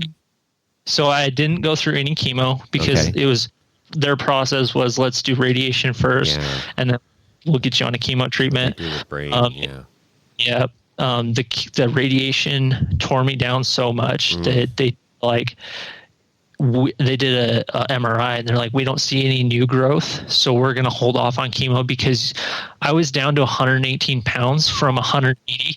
So just from the surgery. And you're kind of tall, aren't you? I remember you're pretty tall. Yeah. You're like 6 or something, right? Yeah, I'm 6 foot 6'2" on my good days. When I'm not wore out, I'm straight. But yeah. Oh, and so man. I went into the surgery 180 pounds. I come out of the surgery 140 pounds. I had lost 20 pounds just within the surgery. What? By the time I leave the hospital, I think I'm down to 135, 130-ish. Not a good weight loss program there. No. But it is effective. It is effective, Chris. You might want to look into it. No. Pass. Hard pass. So I get out of the hospital. I think it was 2 weeks later. I go through a lot of physical, mental, and speech therapy after the brain surgery, because I pretty much had to relearn how to talk because I was mumbling. Were you stuff. okay? I wasn't forming proper sentence stuff. I had to retrain my eyes because my eyes were looking in 2 different directions. Holy smokes. Wow. I was double vision. I had to relearn how to walk. Like, I have video that my mom took of me having to relearn how to walk upstairs and just walk on flat ground. Like, I was in a walker for the entire time I was in the hospital. Did they expect all these conditions post surgery? I mean, or was this a little bit more than they expected? They did. They did not tell me this, though. This was completely out of the blue. So were you freaking out? A little bit. Because I'd be freaking out.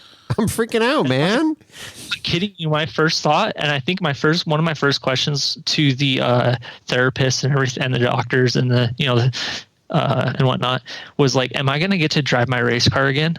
Yeah, can I race again? Well, that's important because it's become the focal that's your point of life. your life. That's your life. So, and that's what got you through a majority of this, trauma.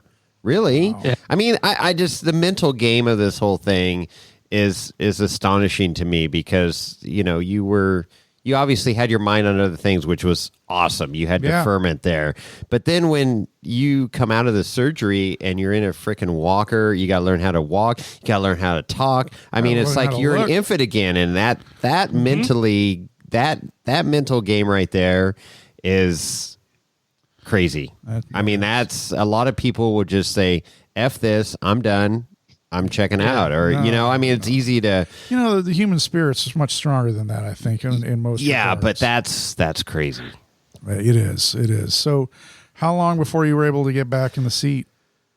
KOH 2019. Yeah, so was the first time I drove. So a year. Wait a minute. It was November 1st, 2018. November 1st, 2018. Chris, surgery happened. February 5th, I think. I take 2019. So a little over 3 months later, I get in the race car again. God, good for you, man. Awesome. Yep. That is. I go. And did you have, I mean, I'm just still hung up on this whole mental aspect thing. I mean, did you have a therapist or anybody coaching you or, because there we go. The crowd is going wild. Yes. But I had my mom. Somebody had to be your rock. Yeah, that was my mom. Yep. Yeah, there you go. My dad prepped the race car. Our friends from Northern California came out for a weekend and helped him prep. I had a friend. He now lives in Southern California, I think. I don't know. He's he moves around a lot. But anyway, he was living up here at the time. He came over and helped prep. But my dad pretty much prepped the race car for 2019 all by himself, which he will tell you was a piece of anxiety he doesn't want back on his plate. Yeah, I bet. Right. Having to deal with his son going through radiation treatment and also prepping a race car that he didn't know if you were going to be able to race. Yeah. Yeah. But my mom pretty much said, nope, he's racing. You need to get the car ready because he's going racing again. Wow. That's awesome. Yeah. So I went through 31 rounds of radiation. 31. Yep. 16 to my brain and the rest was to my brain and spine. And when you get radiation, I mean, you were down for how many days? I mean, you feel like crap, right? I bounced back pretty quick, honestly. Did you? You were young. Not really quick. Like I took 3 months off of work. I spent every. I only bit took 3 months off of work after brain surgery and radiation. That's amazing. That's all I could. That's all I could take off because that's all the PTO I had. I used every bit of PTO I had to have that done. I actually I went back to work, I think, for the last 2 weeks of my radiation treatment. Mm-hmm. So I would leave work early to go get radiation. And then I was feeling so crappy because you feel crappy immediately after. And so I just go home and they're like, are you coming back to work? I'm like, no, you don't understand. Because they told me it was the highest legal dosage they could give me. Wow. Like legally they were giving me as much radiation as they could. Wow. So are you clean now? I am. Yep. God, Yep. I've been. That's so good. I left radiation. See, there we go. The crowd again. That's freaking awesome. I left radiation clear. And they said, well, we're just going to do checkups so at the time it was every couple months. I think it was every 2 or 3 months. We were doing MRIs to make sure that it was staying away. Mm-hmm. Now I'm up to 6 months. Oh, wow. Right on. That's great news. Yep. I think my next one is in July, and it's going to be a brain and spine because of the location of the tumor. Okay. Because it was in the spinal fluid cavity. They think, or they know from experience that the cells can travel, throughout the body that way. And so they're wanting to check my spine to make sure there's no growth there. Those MRIs are no fun, but you're probably just so accustomed to it. Obviously, you don't have claustrophobia. No, I don't. Yeah. Yeah, but the brain and spine ones are a pain because you sit in it for about 4 hours. I was going to say, oh my God, 4 hours. I was going to say, is that like an hour plus? It's 4 freaking hours. I couldn't do it. I don't know if I could do it. They say you can split it up into sessions, like you can make multiple appointments. Okay. I'm like, no, I'm not going to pay you guys multiple times. That cuts into my race car time. Yeah, exactly. I got race 4 hours. #KOH prep. Exactly. Yeah. Well, that's you are awesome. Unbelievable, man. I mean, the little bit that I've gone through and stuff it's pales in comparison. I don't even want to go there, but it just, I have a little bit of insight, and I'm amazed at your maturity and how you've approached this whole thing and gone through it, because there's a lot of people I know that would have just gone south and just freaked out over the whole thing. And not saying that you didn't, but you obviously it hasn't been easy, I'll be honest with you. No, and that's what I'm getting at, is that mental game is so difficult.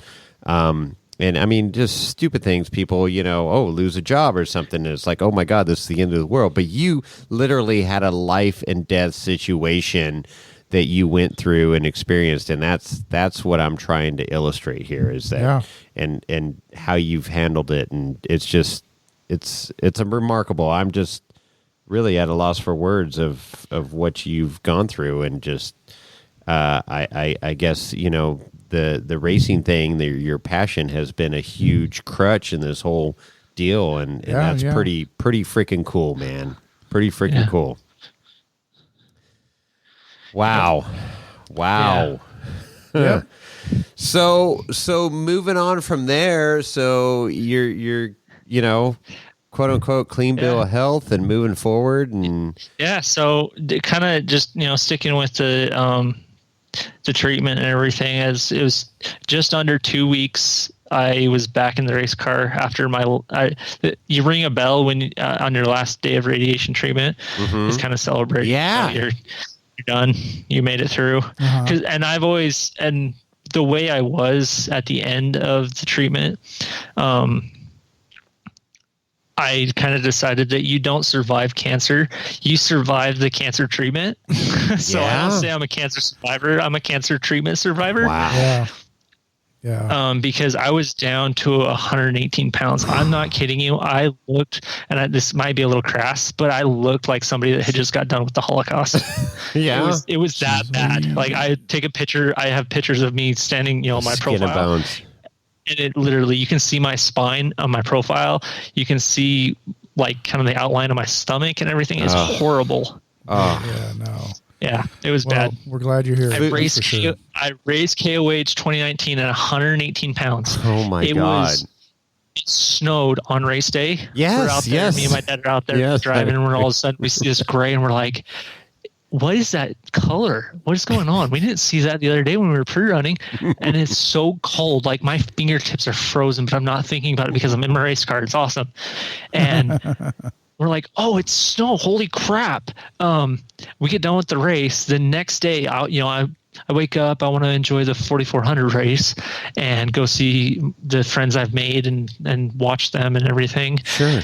But I wake up with a fever of 105. We didn't know it was 105 at the time because my mom forgot to pack the thermometer, knowing full well she should have. We ended up, I had a heat or just a temperature heat gun that you would use to check your training temps and stuff. She put it, yeah, exactly. She put it on my forehead and it read 105. And I had a friend down there. She's like, my mom's like, you need to take him home right now. We're going. It's a 10-hour drive. Yeah. She's like, you need to get him home and get him in bed, get some medicine in him, get warm food in his belly. He needs to be home. He needs a warm shower because, it's a week of hammers. You don't take a warm shower, really, or an enjoyable shower. But anyway, so I went home the day after the race because I was 105 fever. Wow. Yeah. That's kind of another thing I hang my hat on. Kind of proud. Yeah, no doubt. Proud of. It's a weird thing to be proud of, but. So obviously, you packed on the weight again. You're back to healthy weight. Yeah, I'm not. I wouldn't say healthy weight. I've struggled putting on weight now. I think whatever the radiation did to me, my stomach. I still can't eat certain things without my stomach hurting. I can't put on the weight for the life of me. As hard as I try, I work out still. I try to eat as lean as possible, but I can't get up. I can't get past 153-ish right now. You're over 6 feet. Yeah. So you're like a beanpole. Yeah. I am. The guys at my job constantly make fun of me because I'm so skinny. I'm like, you guys laugh about that, but they don't realize.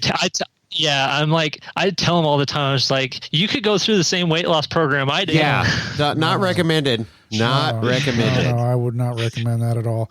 Hey, we're not enjoyable, but effective. We're really enjoying the stories, and but we're running super long, and I want to just kind of fast forward a little bit and try to get a little bit of this last year's KOH. The way you kind of presented yourself during qualifying. Let's talk about that a little bit. Oh, okay. Skipping right to the good stuff. This is such a great story. I want to hear it. Yeah, I mean, you've got so many stories to tell, Dawson. We're going to have to do a part 2 to this podcast, but this is no doubt. This is incredible. But you did something incredible at KOH here this last year. It's like, oh my gosh. So we're out. I'm going to tell you the reason behind it, so that I can tell you, kind of explain why it happened or why I believe it happened. Okay. So we're out pre-running. We're starting to go up Spooners, and I've been working with Tribe the last 2 years, and Lance is, Lance Gilbert from Tribe 16 is super, super awesome. How great is Tribe 16 as a whole, though? I mean, that whole pit. I'm sorry. I've been in a lot of pits at KOH. They've got the best pit. Oh, they do. And the people. Sure. I mean, that Texan Southern hospitality is so good, and we got involved with Amber Turner, with the Suzuki Samurai, and Matt being involved with, the Jesse Combs Foundation. All this stuff just kind of culminated, and they welcomed us into their pit, open arms. And I've seen your rig in there, that says F Cancer on the hood.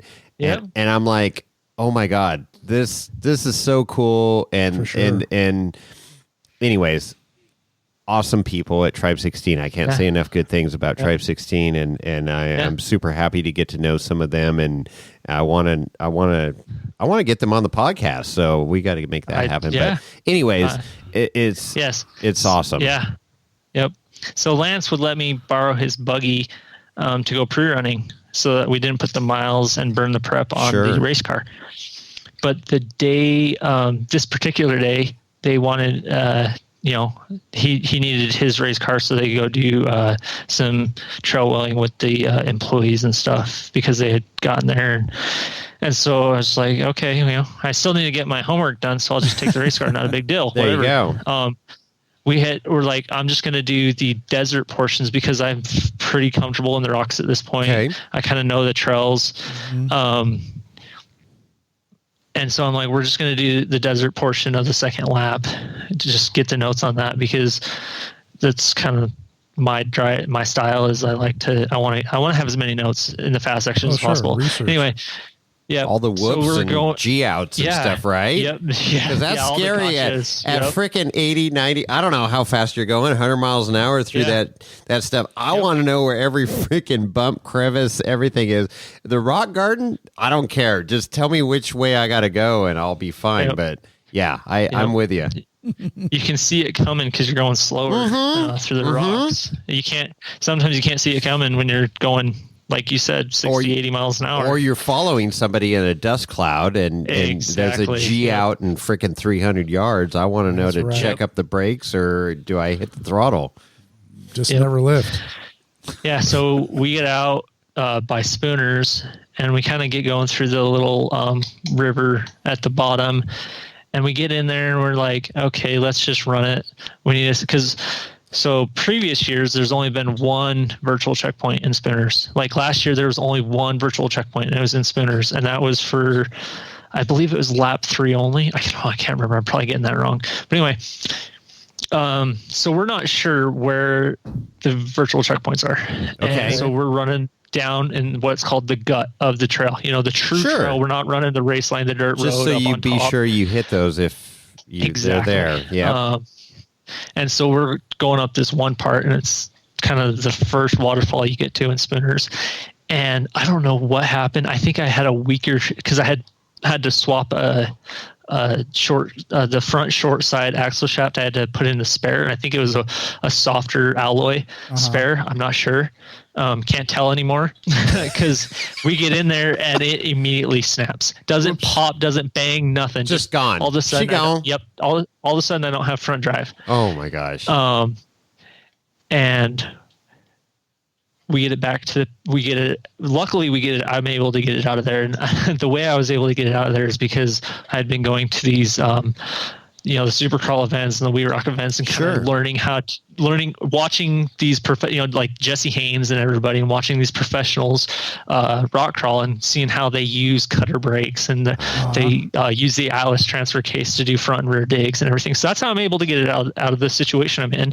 And we get it back to camp and everything. I start tearing it apart, and the axle shaft broke inside of the front locker. I run a mechanical front locker, and it broke inside of it and split where the it had split the inner cage. No, it split the inner cage of the carrier bearing. Wow.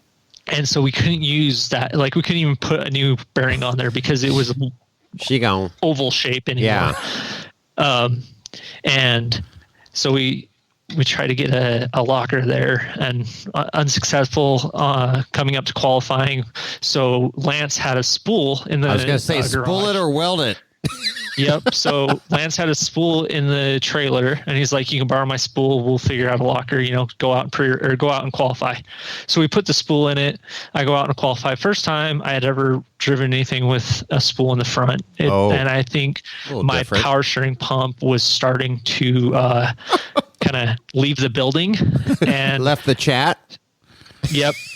So we get into the rock section of qualifying. I'm having the worst time steering. If you watch the replay, it's a laughable qualifying run. Honestly, I laugh at it. I'm just like, holy crap, that's horrible. We get into the short course. I get the RPMs up. It's starting to steer again. That last turn, at the Talladega. Out of Talladega, yeah. I had, because the race car had been broken, I had never pre-ran any part of the qualifying course. Oh wow! and I took off first off the line in qualifying. I was the first one on fresh track, fresh water and everything. So it was super slick. Coming out of they watered the heck out of that track. There was more water than I had expected out of all the other turns. I was kind of basing it off of the other turns where there was some tack. There was no tack coming out of Talladega. And I hit the gas, and I just saw red. All I saw was that checkered flag. I'm just like, the rest of this run has been crappy. I freaking just put it to the floor, and I tried, and it just wobbles. I can't get the thing straight. And me not thinking properly, I just kept it pinned and tried to get it square with the steering wheel. It wasn't happening. I should have let up, but I come over the jump sideways. I land. I try to correct it, and it starts to go all over the place. But at the top of the jump is where the timing loop was. So I was able to get a timing or time. You were in. Yep. But after that, it was just disaster. The car pointed towards the guy with the flag. I saw that. I ripped it to the left because I'm like, I'm not killing somebody today. No. And that's when it just decided to start the barrel roll. Oh, shit. If anybody wants to go and see the video, it's everywhere. It's everywhere. Anywhere. It's on. I was in the media. It's on my. That all went down. That was crazy. Yep, it's on my social media. It's on Fish Stick's social media. It's on Ultra 4 social media.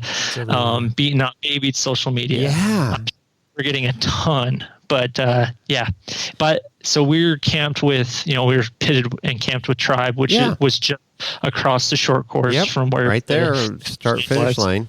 By the time I walked from where we wrecked back to Tribe 16 to where the car was supposed to be, I pulled my phone out and Fish Sticks had already posted it on social media. Holy moly. Already. And it had so many views, like within a couple hours. I'm just like, oh no. But that drone footage was incredible. I mean, kudos to the drone pilot. Yeah. I mean, that is... I mean, it sucks that it's you and wrecking, but the drone footage is unfreaking believable. The way he rotated around the car and everything. I mean, you couldn't have, some freaking director couldn't have done a better job of documenting that whole thing. It was just like, it just happened. And the only thing I wish is that on race day we would have finished, because then that would have been a better story. The crowning moment, Yep. So I wrecked it qualifying, and then I finished won the race. However it needed to look. A finish would have been a win. But how bad was the car? I mean, it looked horrendous in that footage. Honestly, it wasn't that bad. Okay. The worst, so mechanically, it was fine. Okay.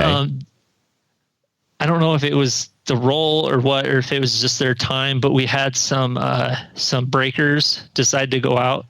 And that wasn't letting the car start. So we weren't electrical able to breakers. Okay. Yep. We weren't able to start it and drive it back to the pit. We had to be towed. Okay. And luckily, Adam, knows that car inside and out, because he's built it. He starts tearing into it and figures it out quickly. And it was funny. He replaced the first breaker, which is the ignition breaker, the main switch that turns everything on. And then the next one would go bad. It was like the fuel breaker, and then it was just he'd replace that one, and then another one would go, and then he'd replace that one, and another one would go. And after I think 3 or 4 times of him doing that, him putting it all back together, and then another one would go out. He's like, "Bring me all the breakers. We're replacing all of them." Oh God! Wow. And I'm like, don't replace all of them. Just replace the essential ones. Yeah. Just the ones that will make sure that this thing runs all day tomorrow. Right. And this was the night before the race. Yeah, exactly. Yeah, are you freaking out at this point? Like, I mean, obviously you got to be sore, and then like, oh my God, am I going to be able to race tomorrow? Yeah, we had to tear the front end back apart because we found a locker for it. So because I'm like, I am not doing that spool thing all day each day. My arms will be tired by the time I get to remote pit 1, which is only 15 miles away. Right. But we put a locker back in the front of it, and so we got that all buttoned up, and then we dove into the electrical problem. But yeah, so it was, I think, at 11 o'clock on race day, the night before race day. We get it done. So did you sleep that night at all? A little bit. Yeah, a little bit. I always wonder, I mean, because I know how I get like the night before a big forward drive run for me, which is just rock crawling. Right. It's like I'm just super excited, and I can't even imagine like racing or whatever. And I couldn't sleep the night before racing KOH. I just would be up all night and what ifs, is the car going to hold together? Is this going to work? Is everything going to come together? And I talked to some of the drivers that we've interviewed, and they're like, oh no, I just sleep, I'm fine, I'm good. And then other drivers are like, no, I was up all night and then wake up, and then I'm like, doing the whole race prep thing and nervous. I mean, everybody's nervous to some extent, but I don't know. I don't remember not being able to sleep. Obviously the excitement's there. Yeah. But you just gotta kind of calm yourself down and get to a point where you can fall asleep, because I know that, especially now, after all the treatment and everything, my energy levels are slowly coming back. Okay. I'm not the same person I was in 2018. Okay. Like physically, mentally, or anything. I get tired pretty quickly. I can only work for so long. And it depends on the type of work. Like, I'm getting better at physical work. I've noticed this last week, that like paperwork and computer work and stuff like that wears me out pretty quick, staring at a screen all day. It's just it's something that I haven't done a lot since my treatment, and so I've been doing it a lot these last couple of weeks, and I've noticed that it wears me out pretty good. But anyway, yeah. I mean, it's crazy Process. life, man. I mean, this is quite a story. I mean, it is. You just, and you're 26 years old right now, and which is young. You've lived 100-year-old life, in my opinion, of what you've done. I mean, there's people that dream of racing KOH, and you've done that a couple times, and then you set your mind to it when you were 17. Well, that's it. I mean, he had KOH. the passion and the determination, which is super cool. But to go through that mental anguish, I'm just like, holy heck, how do you get to that point where your dream is in your hand, and then to have it ripped away because of an illness or cancer sucks. I mean, I'm just going to say that. F cancer all the way, man. Absolutely. We just, too many people I could name that have passed from cancer and both of us suffered and radiation. And I mean, I got a dear friend, his wife passed away of brain cancer too, and it's just like, oh my God. Yeah. So I got a couple questions here. Okay. Yeah. So I know you're kind of friends with Levi Shirley, right? Yes. So did Levi and Miranda name their son Dawson because of you? Go. So, he was the first person I told. So it was Nationals 2018. And it's funny you brought that up, because I had kind of forgotten about it. But yeah, Nationals 2018, I'm up there bugging him, being a nuisance. He's getting ready for a race. I'm like, I'm relaxing, I'm having a good time. And he's like, I'm sure he was probably in the back of his mind saying, would you get this freaking kid out of here? Get this kid out of here. Yeah. Yep. And he's being Levi Shirley, power washing his race car. Yeah. And, and I'm talking to him, because it's at the end of the day, all the race stuff is done, and I don't have anything to do on my race car because it held together through everything. And anyway, and he's like, I got a surprise for you. I want to, this is the only person I've told this. And I'm like, what is it? He's like, and at this point, I think everybody knew that Miranda was pregnant and getting close to her due date. And they had come up with a name, and they were like, we're going to name him Dawson. Wow. And I kind of stole the name, you and kind of, I wouldn't say I can't remember the exact words he used. Obviously, it was a long time ago. Made an impression. Yeah, I guess that's the best way to put it.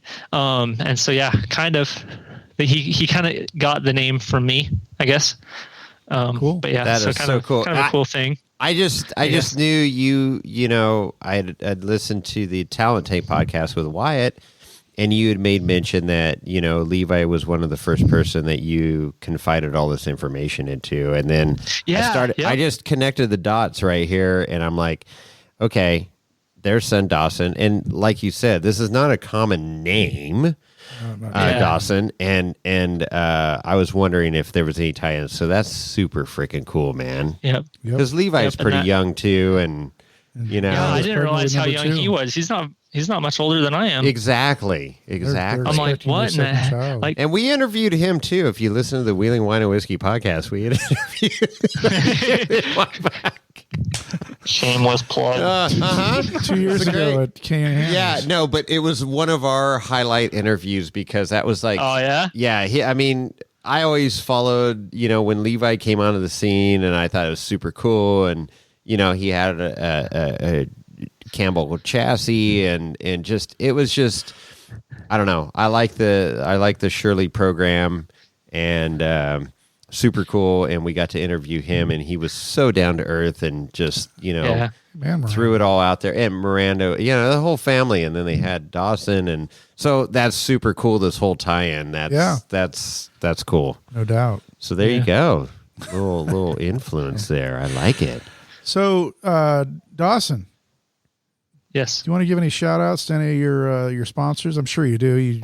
Absolutely. Your opportunity. Let her rip. Oh, we have one more question? Well, no, I got a little more. But but we got to get your sponsors in there. Let's do the sponsors. Get the sponsors. Let Jason talk again because he loves to talk. I do like to talk. As I've mentioned, Sierra and Axel, they're a great partner to have for me. They've been with me seriously since I started. That first race at Stampede, they absolutely came in clutch. They saved that race week for me. Cool. That's cool. And they've been with me ever since, and they're super great people. Tribe 16, obviously great people. We've talked about them a lot tonight. I don't think anybody can deny the level of excellence that they have. PSC Motorsports, the car. So funny history about the 4500 car. It used to be owned by Tom Allen of PSC Motorsports. Oh, really? Yep. Wow. Yep. It started, I had the title to, so it started life as an 88, 87. I can't remember. I'd have to look at the title, but it started its life as an 88 or 87 YJ. Oh, and square headlights, baby. Yep. It was Tom Allen's, and he sold it to Matt. Matt was building it to be a trail car, and then they wanted a campsite on the short course or in Hammertown. And so the only way you could do that back then was to be a race car driver. And so Matt's like, well, let's just race the YJ. And at that time, and so kind of going back, it's kind of funny how all this, like I remember following, it was at the time, the Instagram handle was Aluma YJ. Okay. Oh, okay. And I followed that, getting into the racing and whatnot. But yeah, so just kind of full circle here. That's crazy. Yep. So PSC Motorsports, Willwood, Redline, Off the Grid, Trail Ready beadlocks, BFG tires. Yep. Wow. All those guys. I'm sure I'm missing some. You gotta look at your car. That's what most of our interviewers do. We're in their shop and they look at their car, all the stickers on their car. Right. Well, I don't know if it's like Randy Slauson is looking up on the wall behind him of his panels that were on his car. He's like, okay, this, that, makes me feel less bad about forgetting. If a guy like Randy Slauson is forgetting his sponsors also. He is so cool, down to earth. I can't say enough great things about Randy and what he's doing. I mean, he's highly underrated of his skill and fabrication, and he's just grassroots. I love the grassroots. Yeah. I guess that's what I'm getting at. Is just he's a garage guy that has stepped it up to the level that he's at, but he's still a garage guy and would love to chop it up with anybody that wants to talk about V8s and any kind of like he's building his truck right now. I mean, that's just super cool. Yeah. But anyways, it's and here's a guy that's a 3-time king, and it's like, and he's just down to earth, just like you and me, just a gearhead that just loves wrenching on stuff and making things happen. But he's a 3-time king. Mm-hmm. That's right. Which you are soon to be. Come on, Dawson. Putting that pressure on me. Dude, you freaking beat the odds. I mean, seriously. I mean, for what you've gone through and what you've done in a short amount of time, and going from, I mean, that I don't know what the guy's name is, and if you want to reveal it, whatever, that says here, go ahead and take this Jeep home, and that was the ignition for what. Mm-hmm. Really where you are today. It opened up so many doors, and then you acquire these other cars and go from the 46 class to the 45 class and have a Tribe 16 car. That's another huge. winning car in Ultra 4. Exactly. It has. I'm gonna screw this up too. I think it has 3 national titles to its name. The car, and the interesting thing is it's never won a King of the Hammers. So I told them I'll try to make it happen. You got to make it happen. And then you get your 4400 podiums. But yeah. Any desire to move to 4400? It's always been my journey. Yeah. Driving this, so I kind of put it this way: going from the stock class to this Tribe 16 car is like, if you want to think of like Formula One, it's like, and how the progression happens there. The kids start, or the drivers start as kids in karting, right? Yeah, and super low number CC karts. Mm-hmm.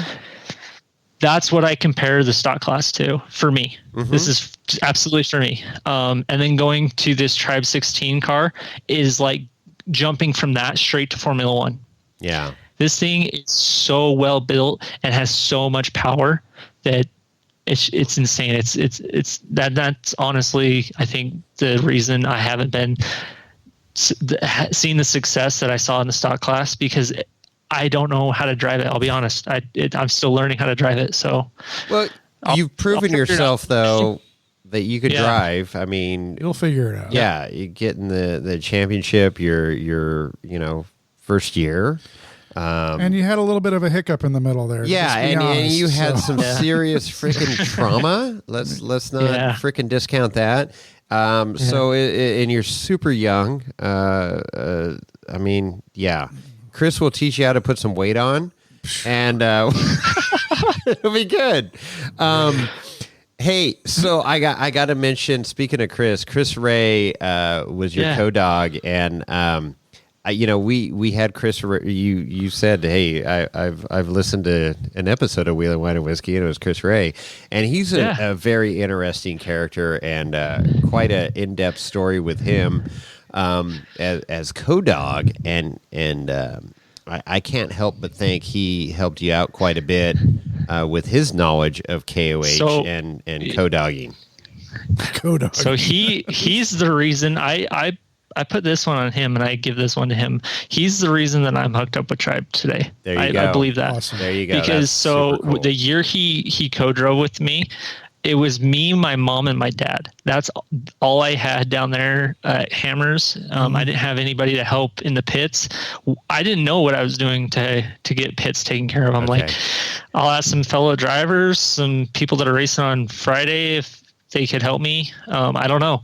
And he's like, no, I got this. And he walked over to Tribe and was like, hey, this, I don't know what he said, but more or less, he's like, this kid needs some help. And they're like, yeah, sure, whatever. Yep. So that's awesome. That's Tribe. I had never met any of them before. Wow. On race day, I pull in. The only thing they said was, our car gets priority. I'm like, well, your car is going to be so far ahead of me, it's not even a problem. There you go. If you pull into the pits at the same time, our car has priority. Just wait in the back. Wait in the back. Yep. Well, I know one of Chris's cool things, and I've seen in every car that he's co-dogged in, he's got snacks strapped to the duct tape to the roof. And, and so I'd never seen that before. One. Yep, he taught me that one, and we have duct taped since it was 3 years ago that he co-drove with us. Any long course race, we have snacks duct taped to the roof. Gosh, that's so cool. Gotta keep fueled up.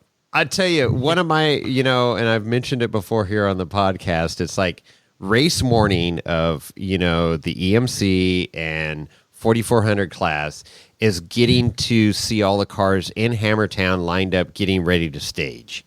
And I mean, the cars are fully race prepped, ready to go. And, the anxiety and the drivers and the co-dogs getting ready and, just checking out their cars and seeing what, they got a microfiber towel to wipe their, face shield off. And then, they got, water bottles or whatever stored away. But, it was just, I looked up and I saw I have to stop you there, though. Go. Missing the most important part. Okay, go. Is starting the GoPro. There you go. Exactly. I can't tell you how many times mine has not been started. And it's so frustrating when you get done with the race. You're like, I don't have anything. Oh, man. Yeah, it is. There's so many things culminating at that point. But yeah. And then, seeing Chris's snacks strapped to the roof, and it's like it's like, okay, fuel the car, fuel the driver. That's it. Man. I mean, there's just it's just, this is stuff that you don't see on TV or on the live feeds or anything. This is what it takes, all the behind the scenes stuff, if you will, of what goes in, and the things that the drivers and co-dogs go through and prep for this 9-hour car crash that they're about to endure. So exactly. Anyways, I just thought that was a cool tie-in because we've had fun with Chris and he's a good guy. So it's definitely good people. But I'm glad. I mean, it's just crazy. It all comes full circle here, and So. Anything else? We've gone over a ton of stuff. I mean, there's more to tell, obviously, here, and we can do another podcast. We, this first one's free. The next one's going to cost you here, Dawson. But I'm just kidding. No, I'm just kidding. No, it's all good, man. It's been a pleasure, and you've got quite the story to tell, and I am so humbled. Just chatting it up with you and hearing your story and your demeanor and just like, I'm just making this thing happen and fighting, overcoming this I mean, it's hurdle, just, and it's just not. It's like the way you treated it. Never give up. It's like a speed bump, Yeah, and maybe not to you it was a speed bump, but it was. It sounds like a, it's just you muscled through it, and we're super happy you're here with us today. Yeah, and yeah. Yeah, I don't know. I just I guess it sounds like it was easier than it was, but it definitely was not easy. It's been tough. I just then especially trying to campaign a stock class Jeep, which I will argue this to my death that campaigning a stock class Jeep is the easiest thing in the world. Because I've done the 4500 car, and I tried it for one season. I'm like, yep, this ain't gonna work. Nope. I don't have what it takes for this one yet. Yeah. So Wow. I'm working towards it. We're gonna get it. Okay, man. That's freaking awesome. Well, best of luck to you in the future. Yeah, you gotta keep in touch. So good. Your parents are supporting you and making this thing happen. And I just it's been a pleasure hearing this part of your story. Are you on social media? Yeah, let's get your socials out there. Your IG, car 4595. Instagram, Dawson Allington _4595. Got to get that underscore in there. Yep. Facebook, Dawson Allington 4595. If you don't get the 4595 part, and then you'll find my alternate account, which is just Dawson Allington, but don't follow that one because it's private at the moment. I don't post on it. Okay. It's kind of a dead account. It's a backup. Okay. Baby Jeep Racing. So it's baby _Jeep _racing, Facebook and Instagram. And then this is kind of here we go. I post not an OnlyFans page, is it? No. Okay. No. Gotta pay for racing somehow. I gotta. Hey, $20 is $20, man. Jeez. No. My YouTube. On that note, I'm not super proud of it, but I do post videos on my YouTube, which is just Dawson Allington. What's wrong with that? Yeah. Well, I mean, they're not great. They're definitely nothing to, I wouldn't enter them into a contest. Let's say that. But you know what? It's amazing. The whole that's it. The whole YouTube scene is and we've got a buddy Ultra 4 Jones that's charting that territory right now. Yep. And he's starting to find, he's super analytical, finding the algorithms and what he needs to do, but that's a crazy space right there. Yeah, we're not crazy space. We're not going there. We don't want to go there. We have a face for radio. So I have a face. Yeah, for radio. Chris definitely has a face for radio. So, but no, hey, it is what it is. Any media out there, any publicity is all good, man. So absolutely. So if people want to check that out, they can check it out. But I'd appreciate it because it all helps. Yeah, then you can start getting paid for views and all that stuff. Get that extra race car cash coming in. That's right. Whatever you gotta do, man. It's no big deal.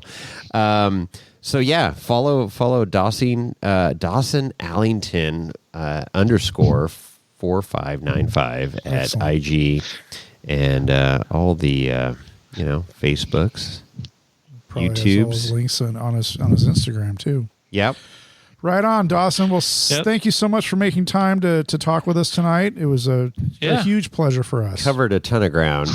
There's so much more I feel like we left out. I just feel like there's more. But you know what? We'll sit down. Chris is getting hungry. We gotta get. We're gonna sit down with you at King of the Hammers 2023. Oh, how about that? Okay. Yeah. All right. Okay. It's a date. Okay. Let's make a date. All right. Thank you so much. In your 4400 car.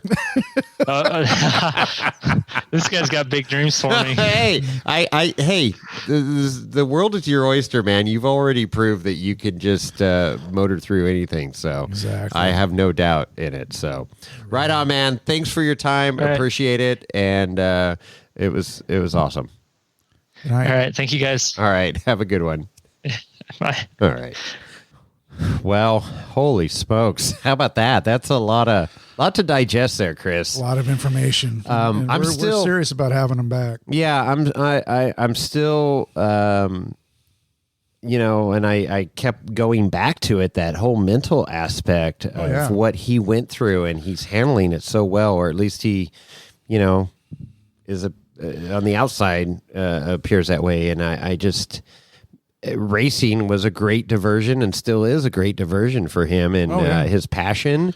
And it just goes to show, man, if you have the right attitude, you can battle through anything. No, for sure. And and the right attitude. And I think, the family support that he has, his family network. I mean, unbelievable. It's a fairly large family, mother, father, and 3 sibs.